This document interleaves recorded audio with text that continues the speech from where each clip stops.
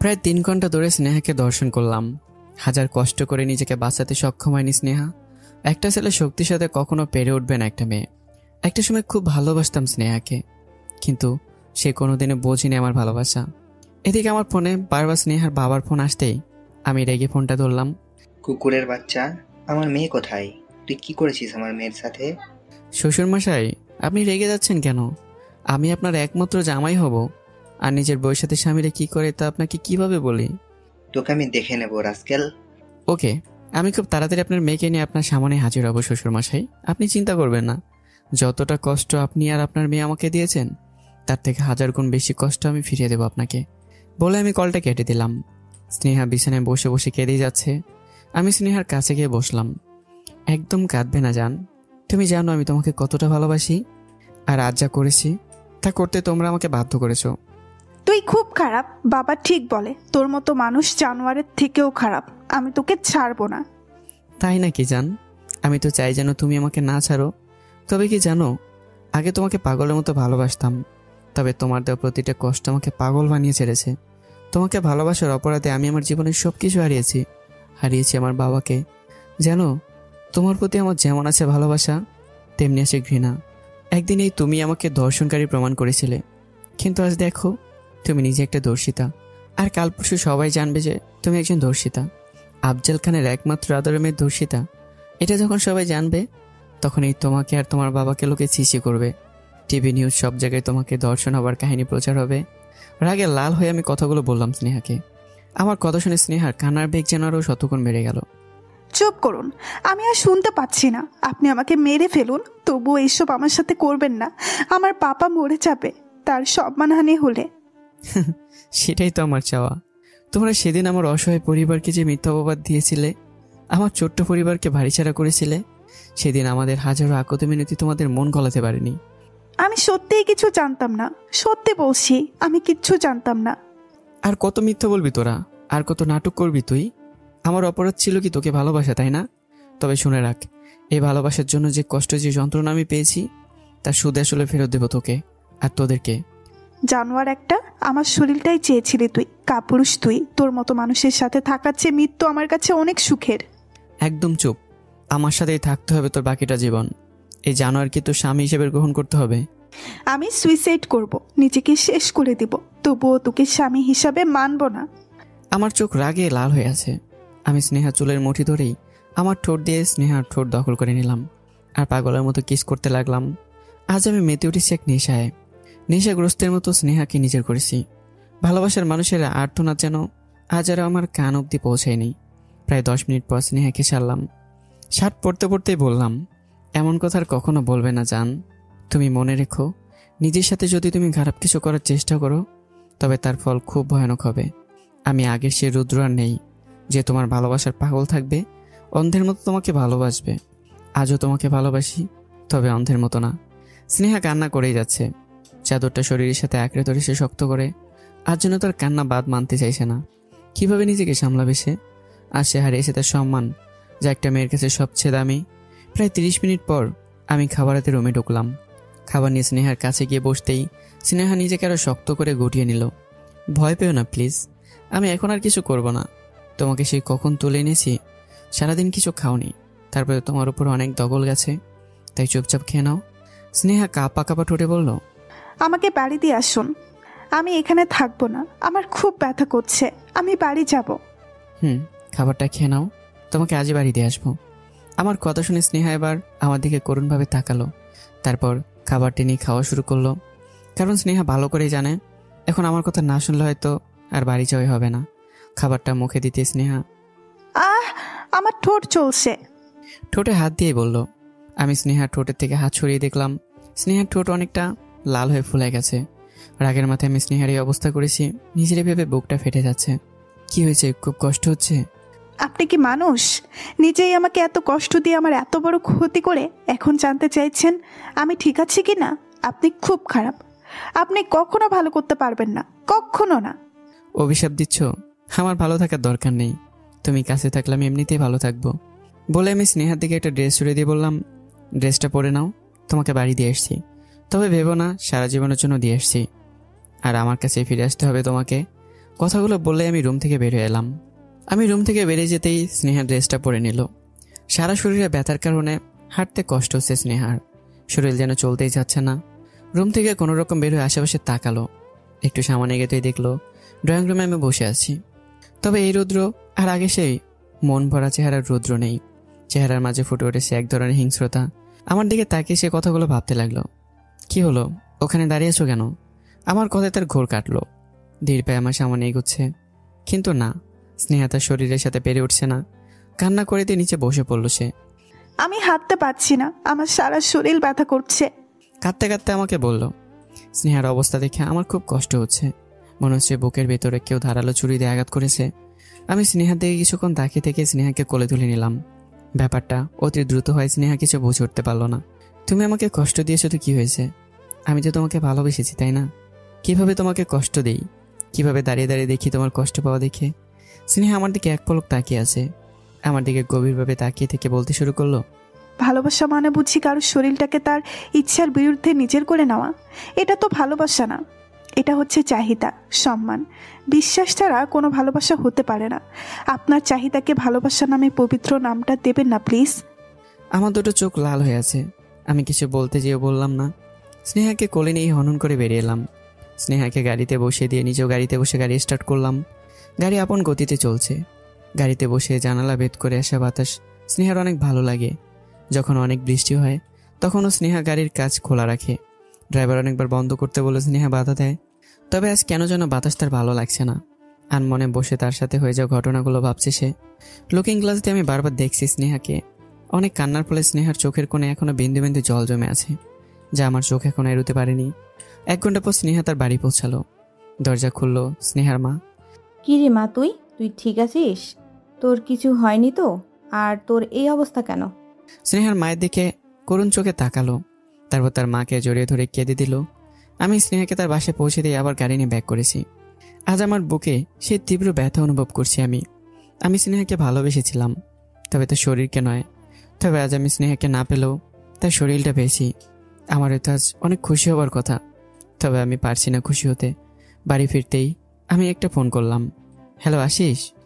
হ্যাঁ স্যার বলুন। তোকে যে কাজটা করতে বলেছি, কাল যেন কাজটা হয়ে যায়। স্যার অলমোস্ট ডান, সব ব্যবস্থা হয়ে গিয়েছে, এখন শুধু কাল সকালের অপেক্ষা। গুড, নাইস জব আশিস, বলে আমি ফোনটা রেখে দিয়ে সোফার সাথে হেলান দিয়ে একটা টেবিল মার্কে হাসি দিলাম। আর এদিকে স্নেহা তার মাকে ধরে কেঁদেই যাচ্ছে। স্নেহাকে খুঁজে বের করার জন্য স্নেহার বাবা তার ক্লোজ ফ্রেন্ড এসপি আজিজের সাহায্য নিতে গিয়েছিল। বাড়ি ফিরতে অনেক রাত হয়েছে। এসে জানতে পারে যে আমি এসেছিলাম স্নেহাকে দিয়ে যেতে। আদরের মেয়ের কান্নায় স্নেহার বাবা নিতে পারছে না, তাই সে আমাকে ফোন দিল।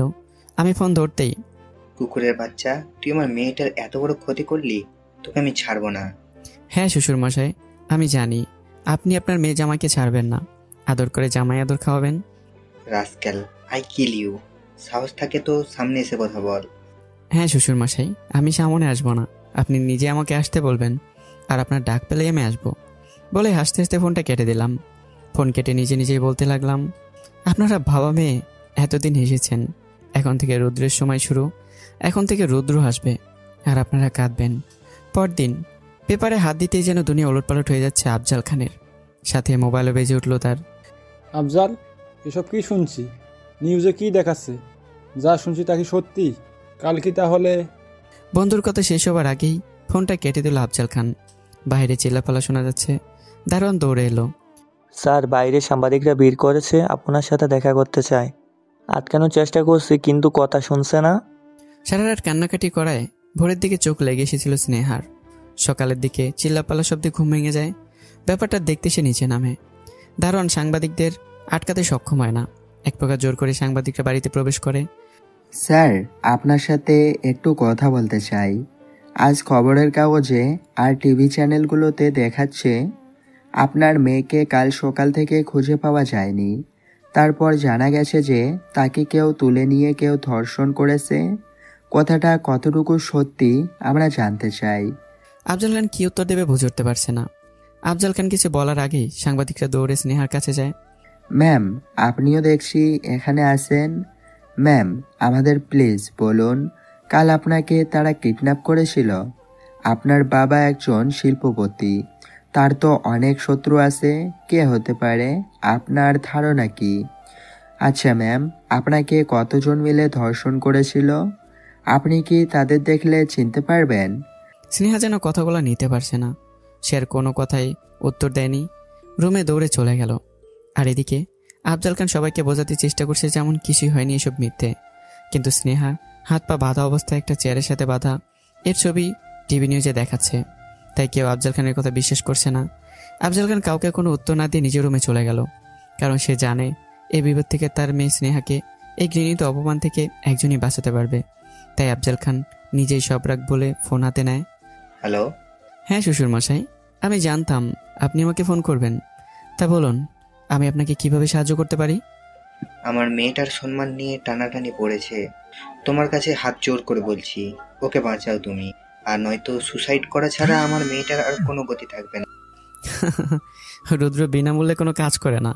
আমি আপনার আর আপনার মেয়ের সম্মান বাঁচাতে পারি, তার বদলে আমি কি পাবো? তুমি যা চাইবে তাই। আচ্ছা, এই কথাটা যেন মনে থাকে। আমি আসছি বলে আমি ফোনটা কেটে দিলাম। সাংবাদিকরা সবাই ভিড় করে আছে। সবার সামনে একটা কালো গাড়ি এসে দাঁড়াতেই সবার নজর সেই কালো গাড়ির দিকে। গাড়ি থেকে আমি নেমেই সবাইকে বলতে শুরু করলাম, আপনারা এখানে কি করছেন? আসলে স্যার, নিউজে। হ্যাঁ, নিউজ আমি দেখেছি, কিন্তু সত্যিটা না জেনে এভাবে কাউকে হেরেস করা যে অপরাধ, আপনারা কি জানেন না? মানে হলো নিউজে আপনারা আধ খবরটুকু জেনেছেন। হ্যাঁ, আফজাল খানের মেয়ে কিডন্যাপ হয়েছিল, কিন্তু তার মেয়েকে ফোনে জিপিএস ট্র্যাকার দিয়ে 8 ঘন্টার মধ্যেই তাকে খুঁজে বের করা হয়েছিল। কিন্তু স্যার, আমাদের কাছে খবর আছে তার মেয়েকে কাল 12টা অবধি খুঁজেছে পুলিশ। হ্যাঁ তা ঠিক, আসলেও আমার সাথেই ছিল। আর আমাদের দুজনের ফোনে নেট কানেকশন পাচ্ছিলাম না, তাই কাউকে কিছু জানাতেও পারিনি। কিন্তু একটা মেয়ে এত রাত অবধি আপনার সাথেই বা কেন ছিল? এবার আমি রাগে কটমট করতে করতে বললাম, কারণ সে আমার বিয়ে করা বউ। কিছুদিনের মাঝে আমরা পার্টি দিয়ে সবাইকে সব কিছু জানাতাম, আর আমার শ্বশুর ব্যস্ততার কারণে পার্টিটা দিতে দেরি হচ্ছে। আর আপনারা তো সবাই জানেন যে বেশি সফল মানুষের পেছনে শত্রু বেশি থাকে। তাই আপনাদের বলছি, পুরোটা না জেনে কাউকে এভাবে হেনস্থা করবে না। সাংবাদিকরা আফজাল খানকে প্রশ্ন করলো, মেয়ের সম্মান বাঁচাতে আফজাল খান উত্তর দিল, এসব সত্যি, আর আমি তার মেয়ে জামাই। একে একে সবাই ক্ষমা চেয়ে চলে গেল। ভেতর থেকে স্নেহার মায়ের চিৎকার ভেসে আসছে। স্নেহার বাবা আর আমি দুজনেই দৌড়ে গেলাম। দেখলাম স্নেহা সে কখন থেকে দরজা আটকে রেখেছে, এতবার খোলার জন্য বলছে, খুলছে না। আমার মেয়েটা উল্টাপাল্টা কিছু করে বসলো না তো? স্নেহার মায়ের কথা শুনে দরজা ধাক্কাতে ধাক্কাতে একসময় দরজা ভেঙে ফেললো। তারপর যা দেখলো তার দেখার জন্য মোটেও কেউ প্রস্তুত ছিল না। স্নেহা পড়ে আছে ফ্লোরে, হাত দিয়ে অজরে রক্ত চড়ছে। ফ্লোরটার একটা অংশ স্নেহার রক্তে মিশে গেছে। স্নেহার বাবার মা দুজনে স্নেহার কাছে গিয়ে স্নেহাকে ডাকতে লাগলো, স্নেহা মামুনি, কথা বলো স্নেহা। কিন্তু স্নেহার কোনো জ্ঞান নেই। আমি স্নেহাকে ধরতে যাবো, ঠিক তখনই, তুই আমার মেয়ের কাছে আসবি না, তোর জন্য আজ আমার মেয়েটার অবস্থা। আমি তোকে ছাড়বো না। কে কাকে ছাড়বে না ধরে রাখবে তা পরে দেখা যাবে, আগে ওর জানটা বাঁচুক। আমি স্নেহাকে কোলে নিয়ে বেরিয়ে গেলাম, আর পেছন পেছন স্নেহার মা বাবাও। আমি স্নেহাকে স্নেহার মায়ের কোলে শুয়ে গাড়ি স্টার্ট দিলাম, আর পাশে বসে আছে স্নেহার বাবা। হাসপাতালে পৌঁছেই স্নেহাকে ডাক্তার ভিতরে নিয়ে ট্রিটমেন্ট শুরু করলো। রাত বাজে 9টা। স্নেহা ঘুমিয়ে আছে, অনেক রক্ত বের হয়েছে ওর। একটুর জন্য হাতের রক্তটা কাটেনি, যদি কাটতো তবে ভয়ে ভয়ে কিছু হয়ে যেত। স্নেহাকে ঘুমের ইঞ্জেকশন দেওয়া হয়েছে, এখন সে ঘুমোচ্ছে। কেবিনের বাইরে দাঁড়িয়ে আছি আমি, কাজ বেদ করে প্রিয় মানুষটার মুখের দিকে তাকিয়ে আছি। খুব ইচ্ছে করছে প্রিয় মানুষটার পাশে গিয়ে বসতে, কিন্তু চাইতেও পারছি না। কোথাও বা কোথাও এসবের জন্য আমিই দায়ী। 2 বছর আগে যখন আমি স্নেহাকে প্রায় পাগলের মতো ভালোবাসতাম, যে ভালোবাসায় ছিল না কোনো প্রতিশোধের আগুন, তখন স্নেহার একটুখানি কেটে গেলেও আমার যেন ঘুম হারাম হয়ে যেত। আর আজ সে ভালোবাসার মানুষটার শরীর থেকে অঝরে রক্ত ঝরেছে। আমি তো রক্ত ঝরিয়ে কোনো প্রতিশোধ নিতে চাইনি, আমি তো চেয়েছি অন্তর থেকে অন্তরের প্রতিশোধ। কারণ আমার ভালোবাসার মানুষকে আমি সেই অন্তর দিয়েই ক্ষত করব, আবার সেই অন্তরেই নিজের ভালোবাসায় মলম লাগাবো। কিন্তু আজ তো অন্য কিছু হয়ে গেল। শারীরিক যন্ত্রণায় কষ্ট পাচ্ছে আমার ভালোবাসা, আর আমি নিজের চোখে দেখেও কিছু করতে পারছি না। আমার অজান্তেই চোখ দিয়ে দুপোটা পানি গড়িয়ে পড়ল। আজ অনেকদিন পর আমি কাঁদলাম। 2 বছর হাজারবার চেষ্টার পরেও কাঁদতে পারিনি, তবে আজ না চাইতেও কেঁদে ফেললাম। সকালের মিষ্টি রোদ স্নেহার মুখে পড়েছে, চোখ টিপটিপ করে চোখ খুলছে স্নেহা। স্নেহার মনে হলো তার হাতের উপরে অন্য কেউ হাতে স্পর্শ করে রাখছে। পাশে তাকাতে স্নেহা আমাকে দেখতে পেল। পাপা, পাপা, মামুনি। বলেই চিৎকার করছে, কি হয়েছে আমাকে বলো, কি সমস্যা বলো। পাপা, পাপা আমাকে বাঁচাও পাপা। কান্না করে স্নেহা ডাকছে তার বাবাকে। প্লিজ স্নেহা, আমাকে বলো কি হয়েছে। আমার কথার কোনো উত্তর দিচ্ছে না। স্নেহা চিৎকার শুনে তার বাবা মা নার্স সবাই হাজির। কি হয়েছে মামনি, কি হয়েছে? পাপা, এই লোকটা আমাকে বাঁচাও পাপা, এই লোকটাকে যেতে বলো প্লিজ পাপা। অনেক কান্না করে বাবাকে জোরে ধরে বলছে স্নেহা। তাহলে কেবিনে কি করে এলি? কাল রাতে আমি তোকে কতবার চলে যেতে বললাম, তুই কেন এসেছিস আমার মেয়ের কাছে? কথাগুলো স্নেহার বাবার আগে গজগজ করতে করতে আমাকে বলল। কাল রাতে আমাকে অনেকবার অনেক অপমান করে বের করে দিতে চেয়েছিল স্নেহার বাবা, কিন্তু স্নেহাকে আমি ছেড়ে যাইনি। আর কাল মন খারাপ ছিল, আমার স্নেহার এই অবস্থা মেনে নিতে পারছিলাম না, তাই আমি সব অপমান মুখ বুঝে সহ্য করে নিয়েছি। সারা রাত ঘুমাইনি। ভোরের দিকে স্নেহার কেবিনে যাই। স্নেহার দিকে তাকিয়ে থাকতে থাকতে স্নেহার হাত ধরে ঘুমিয়ে পড়ি। কখন ঘুমিয়ে পড়েছি নিজেই জানি না। আর ঘুম ভাঙে স্নেহার চেঁচামেচিতে। আপনার মেয়ে মানে? কাল রাতে আপনাকে কিছু বলিনি, কারণ সে অসুস্থ ছিল। আমি বুঝতে পেরেছিলাম বাবা হিসেবে আপনার মন মেজাজ কতটা খারাপ ছিল, আর একই অবস্থা ছিল আমারও। তাই আপনার সব অপমান আমি মুখ বুঝে নিয়েছি, কিন্তু ভাববেন না আমার সাথে যা ইচ্ছা তাই করবেন আর আমি মেনে নেব। কাল প্রেস আর মিডিয়ার সামনে আপনি নিজের মুখে স্বীকার করেছেন স্নেহা আমার বউ। হাজবেন্ড হিসেবে নিজের ওয়াইফের কাছে আসার সব ধরনের রাইট আছে আমার, আপনাদের থেকেও বেশি অধিকার আমার। আর আপনি আমাকে আর আমার ওয়াইফের কাছে আসেনি প্রশ্ন করছেন কোন সাহসে? আমার কথা শুনে আফজাল খানের মুখ যেন একেবারে বন্ধ হয়ে গেছে। আর কিছু বলার কোনো উপায় নেই, কারণ এখন যদি কিছু বাড়াবাড়ি করে তাহলে আমি সব কিছু ওলটপালট করে দেব, সেটা সে ভালো করেই জানে। আমি স্নেহার বাবাকে কথা বলেই স্নেহার কাছে গেলাম। স্নেহা তখনও তার বাবাকে বাচ্চাদের মতো আঁকড়ে ধরে আছে। আর এই যে তুমি কাল অনেক অনেক বড় অন্যায় করেছো, এটা করা তোমার ঠিক হয়নি। আমার অনেক রাতের ঘুম কেড়েছো তুমি, কিন্তু কাল আমার মনে হচ্ছিল আমার প্রাণটাই বেরিয়ে যাবে। সারা রাত তোমার জ্ঞান ফেরার অপেক্ষা করছিলাম, আজ তোমার জ্ঞান ফিরেছে, আমি নতুন করে আমার প্রাণটা ফিরে পেলাম। আর আজকের পর যদি কালকের মতো কিছু করার চেষ্টা করো তবে তার ফল কিন্তু অনেক খারাপ হবে। আর আমাকে দেখে এত ভয় পাচ্ছ কেন? ভয় নেই, তোমার কোনো ক্ষতি করব না, তোমাকে আমি বুকে আগলে রাখবো। স্নেহা ভয়ে গুটিসুটি মেরে আছে। আমি আমার কথাগুলো বলা শেষ করে বের হয়ে এলাম। রাগে আমার মাথা যেন বেরিয়ে যাচ্ছে। হাসপাতাল থেকে বের হয়ে আমি বাড়ির দিকে রওনা হলাম। বাসায় পৌঁছে হাতের সামনে যা পাচ্ছি তাই ভেঙে চুরমার করে দিচ্ছি। মেয়েটাকে ভালোবেসে শুধু কষ্টই পেলাম। কাল সারা রাত কী অবস্থা পার করেছি তা শুধু আমিই জানি। আর আজ সকালে আমাকে দেখতেও এমনভাবে চিৎকার করলো কেন? ওকে বোঝে না ওকে আমি কতটা ভালোবাসি? ওকে বোঝে না আমি ওকে নিজের বুকে আগলে রাখতে চাই? কথাগুলো বলছি, সব কিছু ভাঙচুর করছি। একটা ফুলদানি ভাঙতেই ফুলদানি থেকে ছিটকে আসে একটা কাচের কোনা। আমার কপালে সে সামান্য কেটে যায়, কিন্তু সেদিকে আমার কোনো ভ্রুক্ষেপই নেই। স্যার এইসব কি করছেন? আমি আশিসকে দেখতে পেয়ে বললাম, আশিস, মেয়েটা আমার ভালোবাসা বোঝে না রে, ও আমাকে কখনো বোঝে না। স্যার প্লিজ থামুন, ম্যাম একদিন বুঝবে। আর আপনার কপাল কেটে গেছে? আশিস অনেক বুঝিয়ে আমার মাথায় ব্যান্ডেজ লাগিয়ে দিল। সারা রাত ঘুমায়নি, তাই বিছানায় গাইলে দিতেই চোখে ঘুম চলে আসলো। 3 ঘন্টা পর আবার ঘুম ভাঙলো। ঘুম ভাঙতেই আমার স্নেহার কথা মনে পড়ে গেল, তাই আমি আবার হাসপাতালের উদ্দেশ্যে বেরিয়ে গেলাম। কিন্তু হাসপাতালে গিয়ে জানতে পারলাম 1 ঘন্টা আগে স্নেহাকে ছেড়ে দেওয়া হয়েছে। তাই আমি আবার স্নেহাদের বাড়ির দিকে রওনা দিলাম। এমন কেন করলে মামনি? তোমার কিছু হলে তোমার পাপা কত কষ্ট হয় তুমি জানো না? স্নেহার বাবা স্নেহাকে কথাগুলো বলছে। পাপা, আমার জন্য তোমার অনেক সম্মানহানি হয়েছে। না মা, তোমার জন্য কিছু হয়নি, যা হয়েছে ওই রাস্কেলটার জন্য। কলিং বেল বাজতেই বুয়া দরজা খুলে দিল। আমি সোজা স্নেহার রুমে চলে গেলাম। আমাকে দেখে স্নেহা আগের মতো ভয় চুপসে গেল। স্নেহার বাবা কিছু বলতে যাবে, ঠিক তখনই আমার সকালে বলা কথাগুলো তার মনে পড়ে যায়। আপনার একটু বাইরে যান, আমি আপনার মেয়ের সাথে একটু আলাদা সময় কাটাতে চাই। আশরাফ খানের ইচ্ছে করছে আমার গালে চড় দিতে। সে ভাবছে কত বড় বেয়াদব হলে কেউ তার বাবা মায়ের সামনে তার মেয়ের সাথে সময় কাটাতে চায়, তাও সে কিছু বলতে পারছে না। কিন্তু ও তো তোমাকে দেখলেই ভয় পায়। আপনারা চিন্তা করবেন না, আজ ওর সব ভয় আমি কাটিয়ে দেব। চিন্তা করবেন না, সারা জীবন তো আমার সাথেই থাকতে হবে। এখন ভয় না কাটলে কিভাবে হবে? কেউ আর কোনো কথা বাড়ালো না। স্নেহার মা বাবা বেরিয়ে গেল। স্নেহা তার বাবাকে অনেকবার শক্ত করে ধরেছে, তবুও তাদের কিছু করার ছিল না। স্নেহার বাবা মা বেরিয়ে যেতেই আমি স্নেহার পাশে গিয়ে বসলাম। বালিশ আঁকড়ে গুটিসুটি হয়ে আছে স্নেহা। এখন কেমন লাগছে? ব্যথা আছে? স্নেহা চুপ করে আছে। জান প্লিজ কথা বলো, এভাবে চুপ করে থেকো না। কাল কেন এমন করলা? যদি কিছু হয়ে যেত? আমার কিছু হলে আপনার কি? বেরিয়ে যান এখান থেকে। আমি তো যেতে আসিনি বলে আমি তার আরও কাছে ঘেসে গেলাম। আপনি আমার কাছে আসবেন না। স্নেহা আমার কথা শোনো প্লিজ। না, আমি আপনার কোনো কথা শুনতে চাই না, বেরিয়ে যান। চিৎকার করে বলল স্নেহা। স্নেহাকে অনেকবার বোঝানোর পরে যখন সে কিছু বুঝতে চাইলো না, এমনকি আমার কোনো কথা শুনতে সে প্রস্তুত না, তখন আমি রেগে যাই। স্নেহার 2 কাঁধে শক্ত করে ধরে স্নেহাকে ঝাঁকে ঝাঁকে বলতে লাগলাম, আমাকে দেখে এমন করছো কেন তুমি? ভালো ব্যবহার করছি, ভালো লাগছে না? তুমি কি জানো বাকিটা জীবন তোমাকে এই রুদ্রের সাথেই থাকতে হবে? তুমি না চাইলেও হবে। আমি মরে যাব, তবুও তোর মতো জানোয়ারের সাথে কখনো থাকবো না। স্নেহাকে একটা থাপ্পড় দিয়ে নিচে ফেলে দিলাম। তাল সামলাতে না পেরে সে বিছানায় পড়ে গেল। রাগে যেন আমার মাথায় আগুন জ্বলছে। আমি স্নেহাকে বিছানা থেকে উঠিয়ে আবারও বসালাম আর বলতে শুরু করলাম, এই জানোয়ারের সাথেই তো সারা জীবন থাকতে হবে। একই রুমে, একই বিছানায়, প্রতিটা সময় জানোয়ারের সবটুকু জুড়ে তুই থাকবি। বলে আমি স্নেহা ঠোঁটে ঠোঁট ডুবিয়ে দিলাম। স্নেহা নিজেকে ছাড়ানোর চেষ্টা করছে, কিন্তু পারছে না। 5 মিনিট পর স্নেহাকে ছেড়ে আমি বেরিয়ে এলাম। ড্রয়িং রুমে স্নেহার মা বাবাকে দেখে আমি বললাম, কাল পরশু বিয়ের ব্যবস্থা করুন। আপনাদের মেয়ের অনেক তেজ, ওকে এখানে রাখতে চাই না। বলে আমি সেখান থেকে চলে এলাম। আমি বেরিয়ে আসতেই যেন স্নেহার বাবা সব কিছু ওলট পালট লাগছে। আমার এইমাত্র বলে যাওয়া কথাগুলো তার কানে বাজছে বারবার।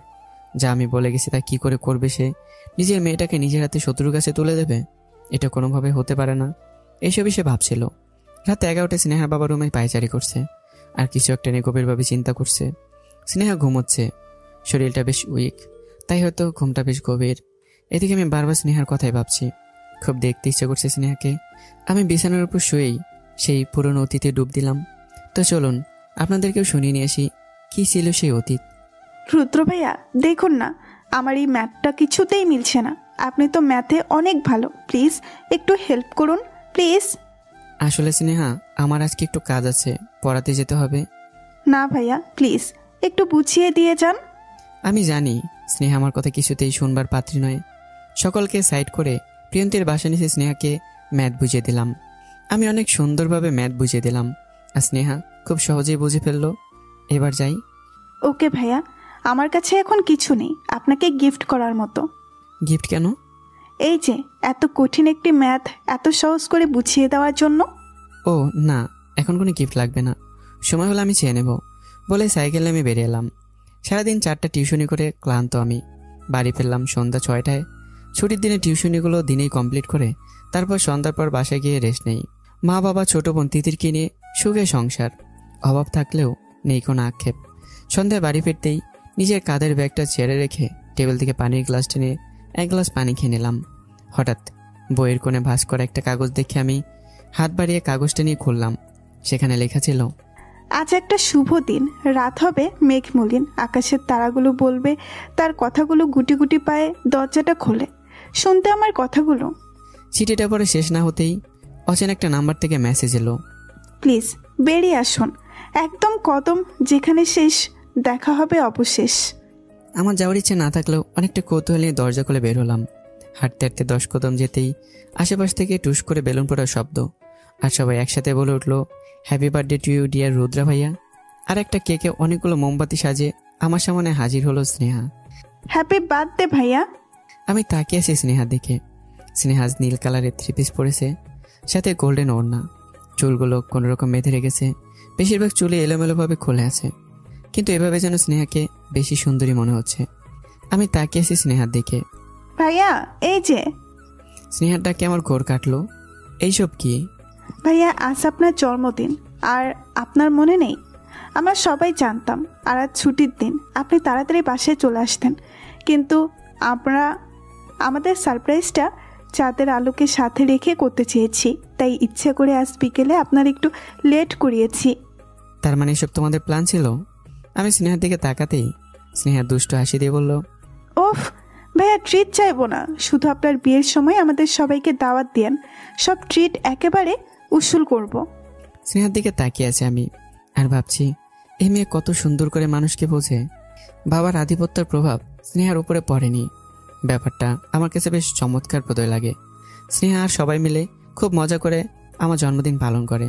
আমার ভুলে যাওয়া দিনটা সবাই মিলে স্মরণীয় করে তোলে। কেক কেটে আমি সবাইকে খাইয়ে দিই, আর স্নেহাকেও।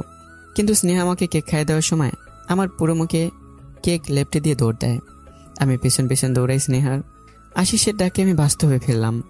স্যার, আপনি যা যা আনতে বলেছিলেন রুবি সব কিছু নিয়ে এসেছে। হ্যাঁ, সব আমার রুমে রেখে যেতে বলো। আচ্ছা স্যার। বলে আশিস চলে যায়। আমি আবার আনমনে স্নেহার কথা ভাবতে থাকি। খুব ইচ্ছে করছে স্নেহার সাথে কথা বলতে, কিন্তু আমি জানি এখন স্নেহাকে আর ফোন দিয়েও কোনো কথা হবে না। স্নেহা আমার সাথে কথা বলবে না। পরদিন সকালে স্নেহার বাবার সাথে বসে নাস্তা করছে। মেয়েকে মাঝে বসে বাবা মা দুজনই দুপাশে বসে মেয়েকে খাইয়ে দিচ্ছে। হঠাৎ কলিং বেল বাজতেই আলিমিয়া মানে তাদের কাজের লোক দরজা খুলে দিল। কে আপনি? স্নেহা ম্যাডামের সাথে দেখা করতে এসেছি। একটু দাঁড়ান, স্যারের কাছে জিজ্ঞাসা করে আসি। বলায় হাঁটা দিল আলিমিয়া। পেছন থেকে রবি বলল, বলবেন রুদ্র স্যার পাঠিয়েছে। আলিমিয়া আশরাফ খানকে বলল, স্যার, একটা মেয়ে আইছে, কইল উদ্র স্যার পাঠাইছে। আশরাফ খান কিছুক্ষণ চুপ থেকেই বলল, আসতে দাও। আলিমিয়া আবারও দরজা গিয়ে মেয়েটিকে ভিতরে আসতে বলল। মেয়েটি ভিতরে ঢোকার সাথে সাথেই পেছনে আরো দুটো লোক অনেকগুলো ব্যাগ হাতে ঢুকলো। আশরাফ খান টেবিল থেকে উঠে রবির কাছে আসলো। কি ব্যাপার? আর এসব কি? স্যার, রুদ্র স্যারের সাথে কথা বলুন। রুবি ফোন বের করে আমাকে ধরিয়ে দিল। হ্যালো শ্বশুর আব্বা, আপনি ভেবেছেন সকাল সকাল এসব কি? এগুলো আপনাদের জন্য না, আমার বউয়ের জন্য। ভাবলাম সব যেহেতু হয়ে গেছে, আপনাদের বাড়িতে বউটাকে ফেলে রাখবো কেন, তাই কালই বউ সাজিয়ে ওকে নিজের কাছে নিয়ে আসতে চাই। তাই বউ সাজার সব কিছু পাঠিয়ে দিলাম, সব আছে সেখানে। আপনি আপনার মেয়ের জন্য যা যা চাইতেন, শাড়ি, দামি দামি গহনা, সবই। স্নেহার বাবার ইচ্ছে করছে এক্ষুনি আমাকে গুলি করে মারতে, কিন্তু ইচ্ছে থাকা শর্তে কিছু করতে পারছে না। সে যে নিরুপায়। নিজেকে শান্ত রেখে সে বলল, মেয়েটাকে একটু সময় দিলে হতো না? মানে এখনই? কিসের সময়? অনেক সময় দেওয়া হয়ে গেছে। আমারও তো কিছু চাওয়া পাওয়া, তাই না? বউ ছাড়া আর কতদিন একা একা থাকবো? আমার মুখে এরকম নির্লজ্জ টাইপ কথাবার্তা নিতে পারছে না সে। আজ অব্দি কারো সাহস নেই তার সামনে এভাবে কথা বলার। সে জানে আমাকে বুঝে কোনো লাভ নেই, তাই কথা না বাড়িয়ে সে বলল, ঠিক আছে।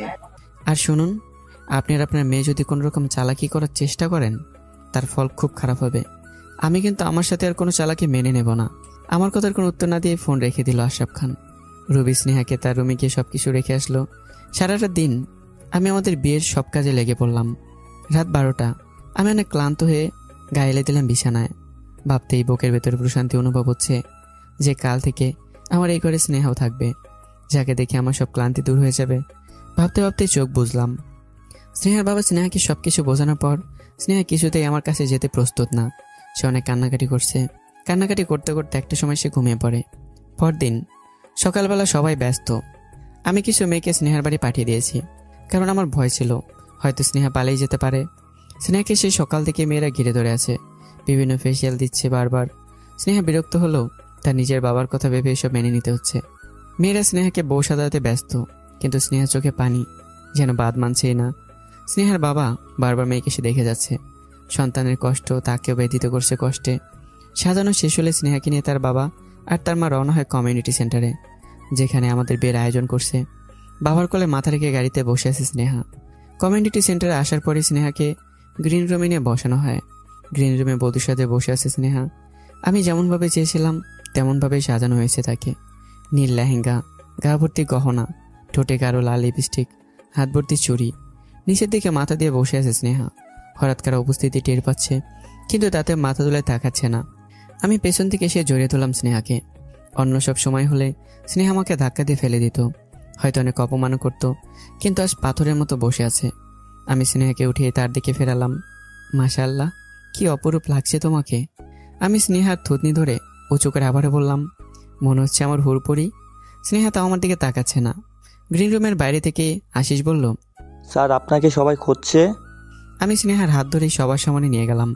সবার উদ্দেশ্য করে বলতে লাগলাম, লেডিস অ্যান্ড জেন্টলম্যান, আপনারা সবাই এখানে এসেছেন, আমি অনেক খুশি হয়েছি। আমি আর আমার ওয়াইফ স্নেহা একে অপরকে অনেক ভালোবাসি। তাই কিছুদিন আগে কাউকে কিছু না জানি কোর্ট ম্যারেজ করে ফেলি, যে সারপ্রাইজ দেব বলে। কিন্তু আপনারা জানেন বিশিষ্ট শিল্পপতি আশরাফ খানের কত শত্রু। তারা সবাই গুজব ছড়িয়েছে, টিভিতে প্রচারও করেছে। আমি নিজে আর সত্যি আপনাদের জানিয়ে দিলাম, একজন হাজব্যান্ড নিজের ওয়াইফ রিলেটিভ এসব বাজে কথা কীভাবে মেনে নেয় বলুন। তাই আমরা কাগজে কলমে হাজব্যান্ড ওয়াইফ হয়েছি, আজ ধর্মীয়ভাবে হব। কাজী সাহেব, বিয়ে পড়ানো শুরু করুন। স্নেহা এতক্ষণ আমার সব কথা শুনেছে। পাথরের মতো জমে গিয়েছে স্নেহা। কাজে বিয়ে পড়ানো শুরু করলো। আমি কবুল বলে ফেললেও স্নেহা বলছে না। অবশেষে বাবার মুখের দিকে তাকিয়ে স্নেহাও কবুল বলে দিল। সবাই আমাকে স্নেহাকে অভিনন্দন আর দোয়া জানালো।